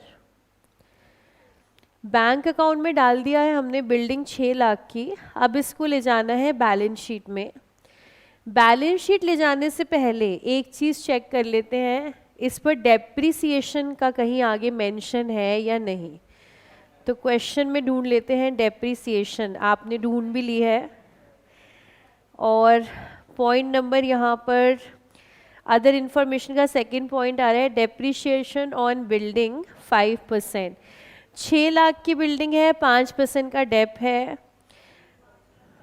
तो एक काम करते हैं, एक बार बिल्डिंग लिखकर छोड़ देते हैं, बाद में देख लेंगे कोई सेल परचेज कुछ हुआ तो नहीं है। तो यहाँ पर लैंड एंड बिल्डिंग लिखकर छोड़ देते हैं हम, अमाउंट लास्ट में डालेंगे।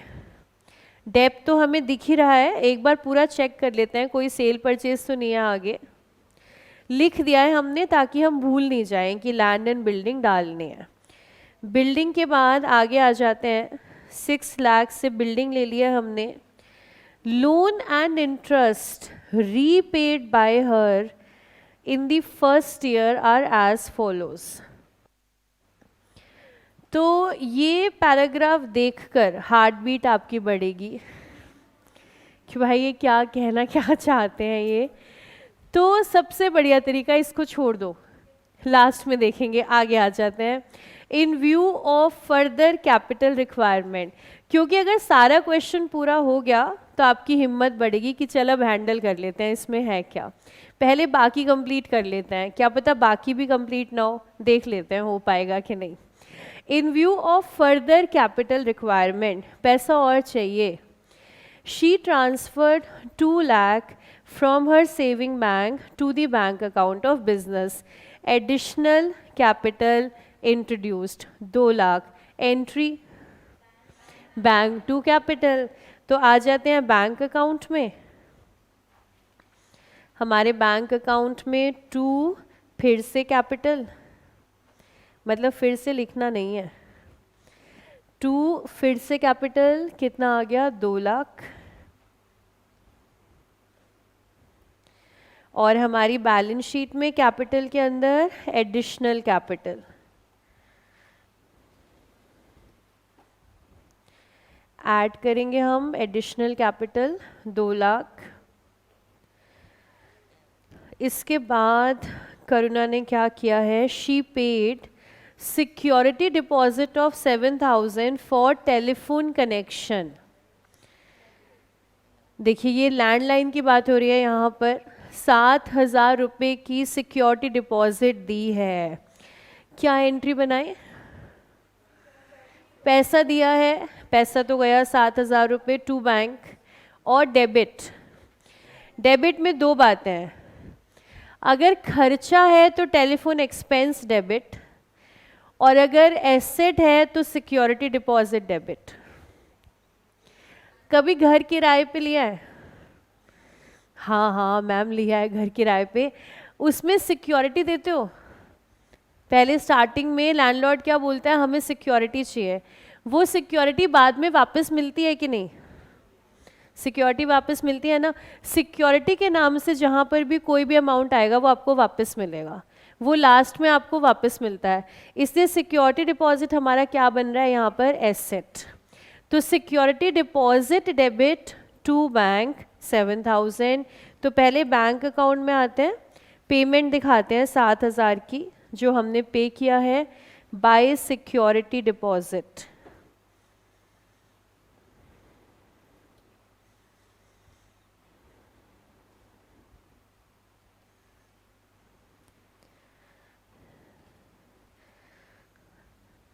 सिक्योरिटी डिपॉजिट हमने दिया है 7,000, साथ ही साथ ले जाते हैं बैलेंस शीट के अंदर करंट एसेट सिक्योरिटी डिपॉजिट।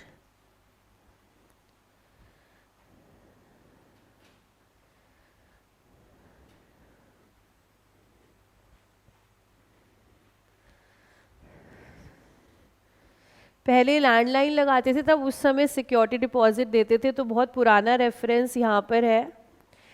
आजकल तो आप लोगों की दुनिया है मोबाइल की।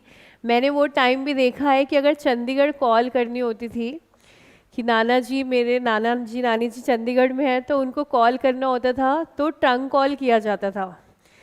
कॉल बुक की जाती थी कि हमें चंडीगढ़ कॉल करनी है, तो वो कॉल लगा करके देंगे, फिर आपको फ़ोन करेंगे कि कॉल लग गई है, अब आप जो है बात कर सकते हैं।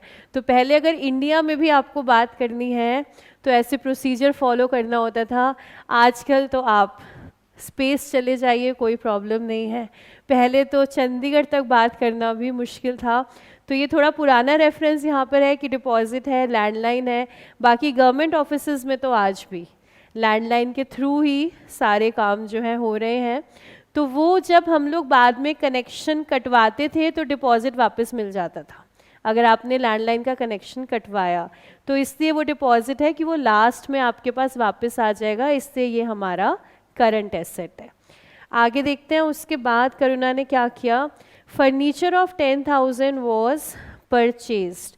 तो बहुत आसान है, furniture to bank, bank account में आ जाते हैं बाय फर्नीचर।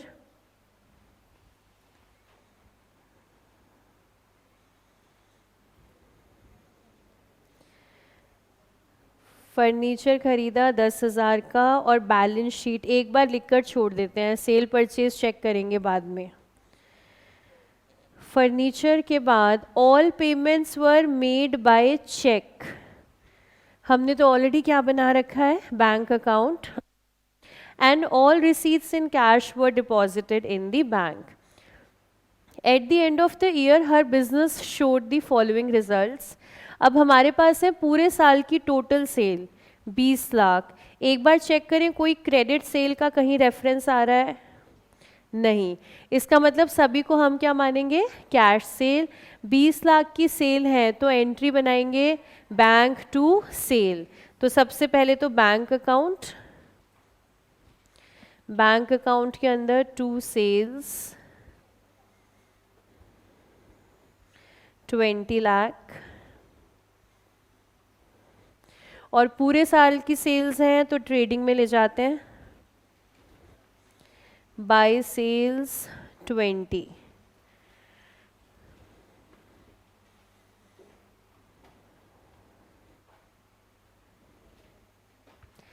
सेल्स के बाद electricity expense paid 40,000, electricity expense paid 40,000, और साथ ही साथ हाँ यहाँ पर 40 आ रहा है और पेबल आ रहा है 20,000।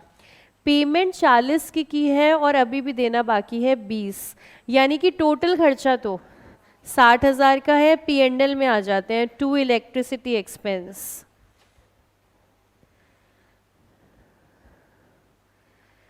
इलेक्ट्रिसिटी का खर्चा पेड है 40,000, ऐड करेंगे आउटस्टैंडिंग,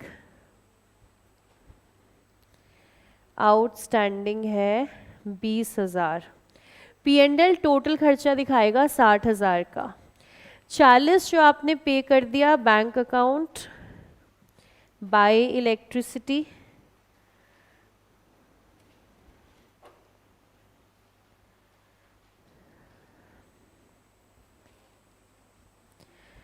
$40,000 आपने पेमेंट कर दी है, 20,000 अभी भी बाकी है बैलेंस शीट। आउटस्टैंडिंग इलेक्ट्रिसिटी,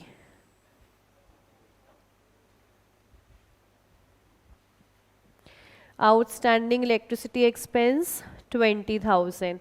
60,000 का खर्चा P&L, 40 bank, 20,000 balance sheet. After electricity carriage outward 60,000 का खर्चा है P&L के अंदर to carriage outward,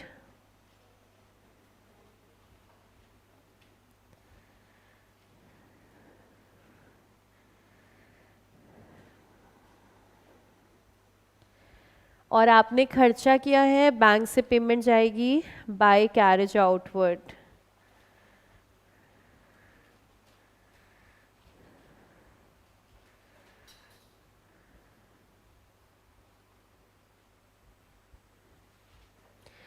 then entertainment expense and miscellaneous expense साथ साथ कर लेते हैं, P and L and bank, P and L and bank by entertainment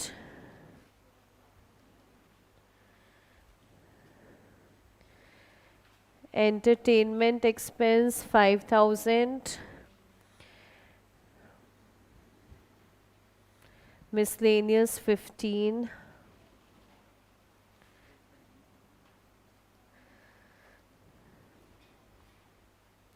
और भी एक्सपेंस चेक करते हैं, एक साथ पेमेंट कर देते हैं। देन टोटल परचेजेस, परचेजेस भी खर्चा है, बाय परचेजेस एक बार पेमेंट करते हैं, फिर ट्रेडिंग पी एंड एल में जाएंगे। By purchases 17 lakh. Then telephone charges again payment,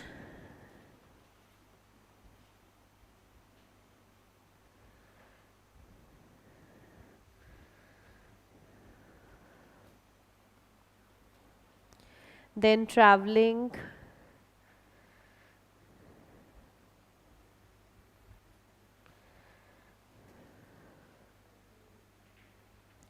then maintenance।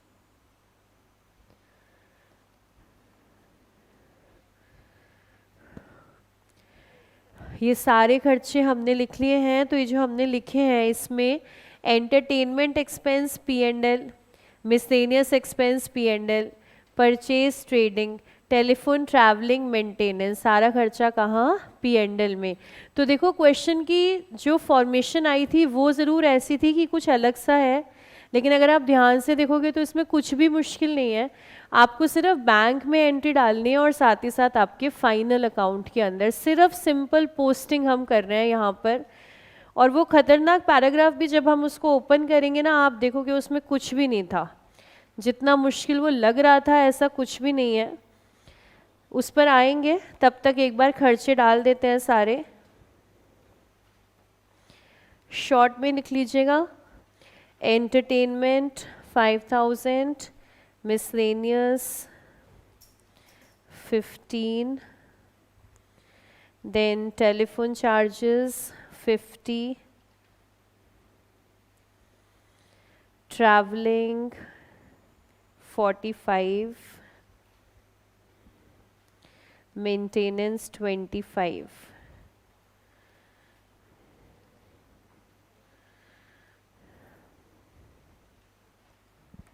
Purchases trading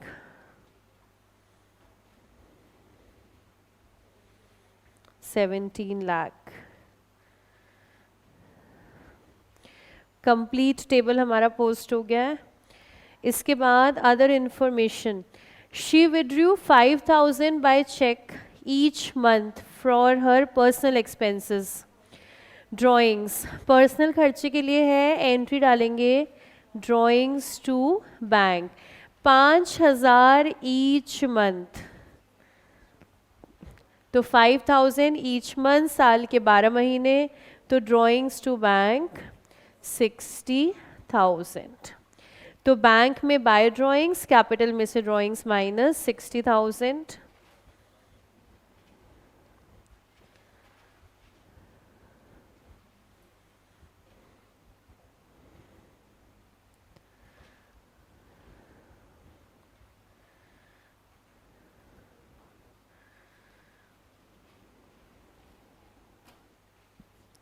drawings के बाद लगाना है डेप्रीसिएशन। तो सेल परचेज कुछ नहीं है, सिर्फ डेप डालना है 5% और 10% पे। चलिए अब लगाते हैं डेप। बिल्डिंग है हमारी 6 लाख की, तो मैं यहीं पे माइनस कर देती हूँ। 6 लाख की बिल्डिंग है, माइनस करेंगे डेप्रीसिएशन 5% के रेट पर 30,000।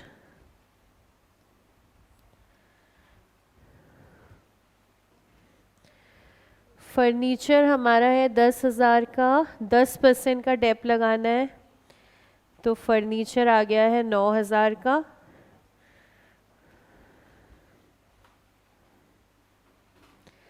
डेप ले जाएंगे पी एंड एल के अंदर।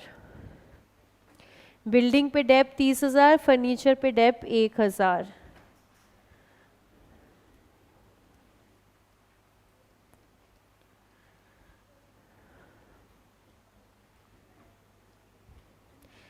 P and L depreciation, building 30, furniture 1।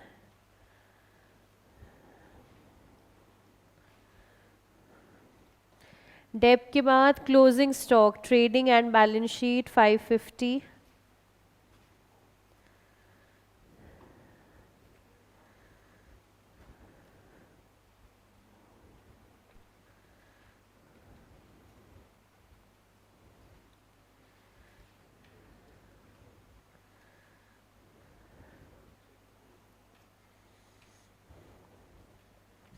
लीजिए सारा क्वेश्चन पोस्ट कर लिया है, अब आते हैं इस खतरनाक से पैराग्राफ पर। अब आपके मन में ये तसल्ली रहनी चाहिए कि चलो अगर नहीं भी हुआ, स्टेप मार्किंग तो है, बाकी तो पूरा क्वेश्चन जो है वो सॉल्व कर दिया है। अगर नहीं भी हुआ तो मैनेज हो जाएगा, लेकिन बाकी देखते हैं इसमें ऐसा क्या है। Loan and interest repaid. क्या करुणा ने लोन लिया था बैंक से? लोन लिया था उसने 3 लाख रुपए का, तो पेमेंट तो करनी ही है हमें वापस, और इंटरेस्ट भी देना है। तो करुणा हमें डिटेल दे रही है फर्स्ट ईयर में उसने पेमेंट कैसे कैसे करी है, यानी कि जो डिटेल है वो 12 महीनों की है, पूरे साल में उसने कैसे पेमेंट करी। उसने 4 बार पेमेंट करी है, 30th जून को, 30th सितंबर, 31st दिसंबर, 31st मार्च। 4 बार उसने पेमेंट करी, चारों बार उसने 15,000 पे किया है, यानी कि ये तो क्या हो गया, प्रिंसिपल अमाउंट। तो हम कह सकते हैं करुणा ने लोन में से कितना पैसा वापस कर दिया, 60,000। 60,000 का तो करुणा ने लोन जो था ना वो रीपे कर दिया, और टोटल लोन कितना लिया था, 3 लाख का। धीरे धीरे करके सारा पैसा वापस तो करना ही है, तो करुणा ने 60,000 तो पहले साल में ही वापस कर दिया, लेकिन इस पर इंटरेस्ट भी जाएगा। 4 बार इंटरेस्ट दिया, लेकिन हमें तो पूरे साल का चाहिए ना, साल का इंटरेस्ट 33,300। ये आ गया आपका टोटल इंटरेस्ट ऑन लोन। ख़त्म हो गया ये डब्बा, ख़त्म, कुछ नहीं है इसमें और, ना इसमें कोई इंटरेस्ट का रेट है, ना आपका कोई टाइम लिमिट है, कुछ भी नहीं। क्वेश्चन के अंदर सब दिया हुआ है, कह रहे इतना इतना इतना इतना इंटरेस्ट दिया, तो पूरे साल में कितना दिया, 33,300, और ऐसे ऐसे आपने लोन रीपे कर दिया, तो 60,000 का आपने लोन रीपे कर दिया। अब देख लेते हैं हमारे बच्चे एंट्री बना सकते हैं कि नहीं। पहले इंटरेस्ट की बात करते हैं, interest on loan, interest on loan to bank, P&L to interest on loan. तो ये तो इंटरेस्ट बैंक से पे करा, P&L में चार्ज किया। Loan repayment, bank loan to bank, जब लोन लिया था बैंक टू बैंक लोन, पैसा वापस कर रहे हैं बैंक लोन टू बैंक। तो अगर मैंने 3 लाख में से 60,000 का लोन वापस ही कर दिया, तो मेरी बैलेंस शीट में लोन अब कितने का दिखेगा, 2,40,000 का। आइए कर दें इसको एडजस्ट, पहले बैलेंस शीट में आ जाते हैं। लोन 3 लाख का लिखा था ना, यहाँ से लेस कर देते हैं रीपेमेंट।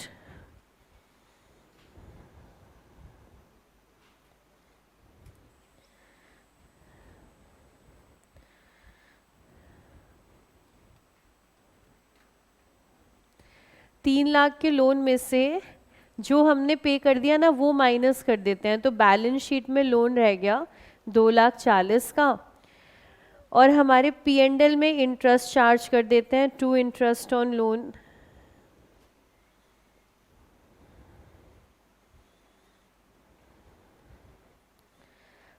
$33,300 पूरे साल का इंटरेस्ट। दोनों में कैश का आउटफ्लो है, बैंक से पेमेंट कर देते हैं। By bank loan, bye interest on loan.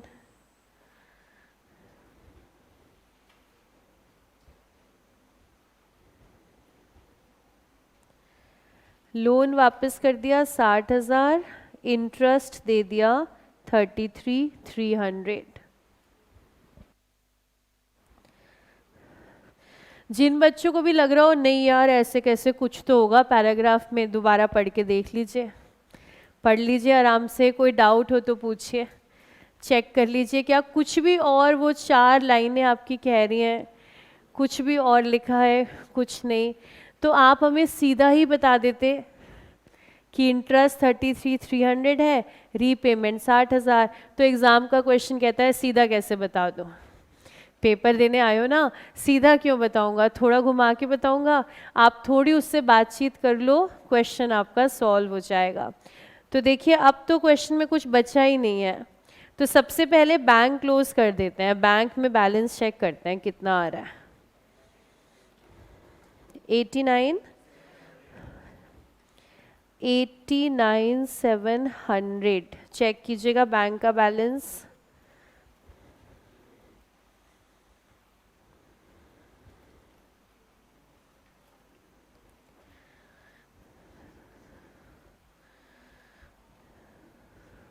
$89,700 इसको ले जाते हैं हम बैलेंस शीट के अंदर, closing cash,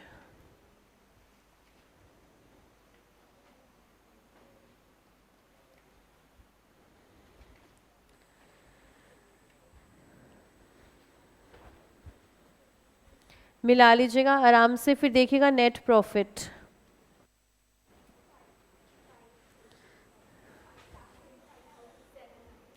correct, 5,25,700।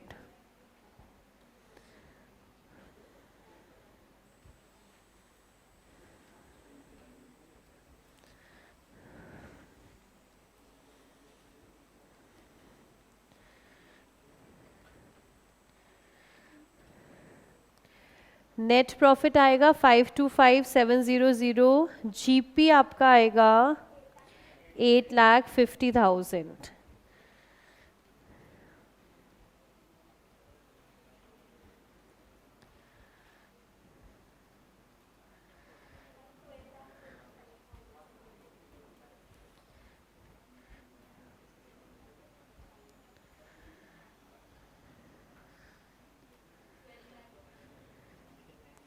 Balance sheet tally हो गई है, 12,25,700।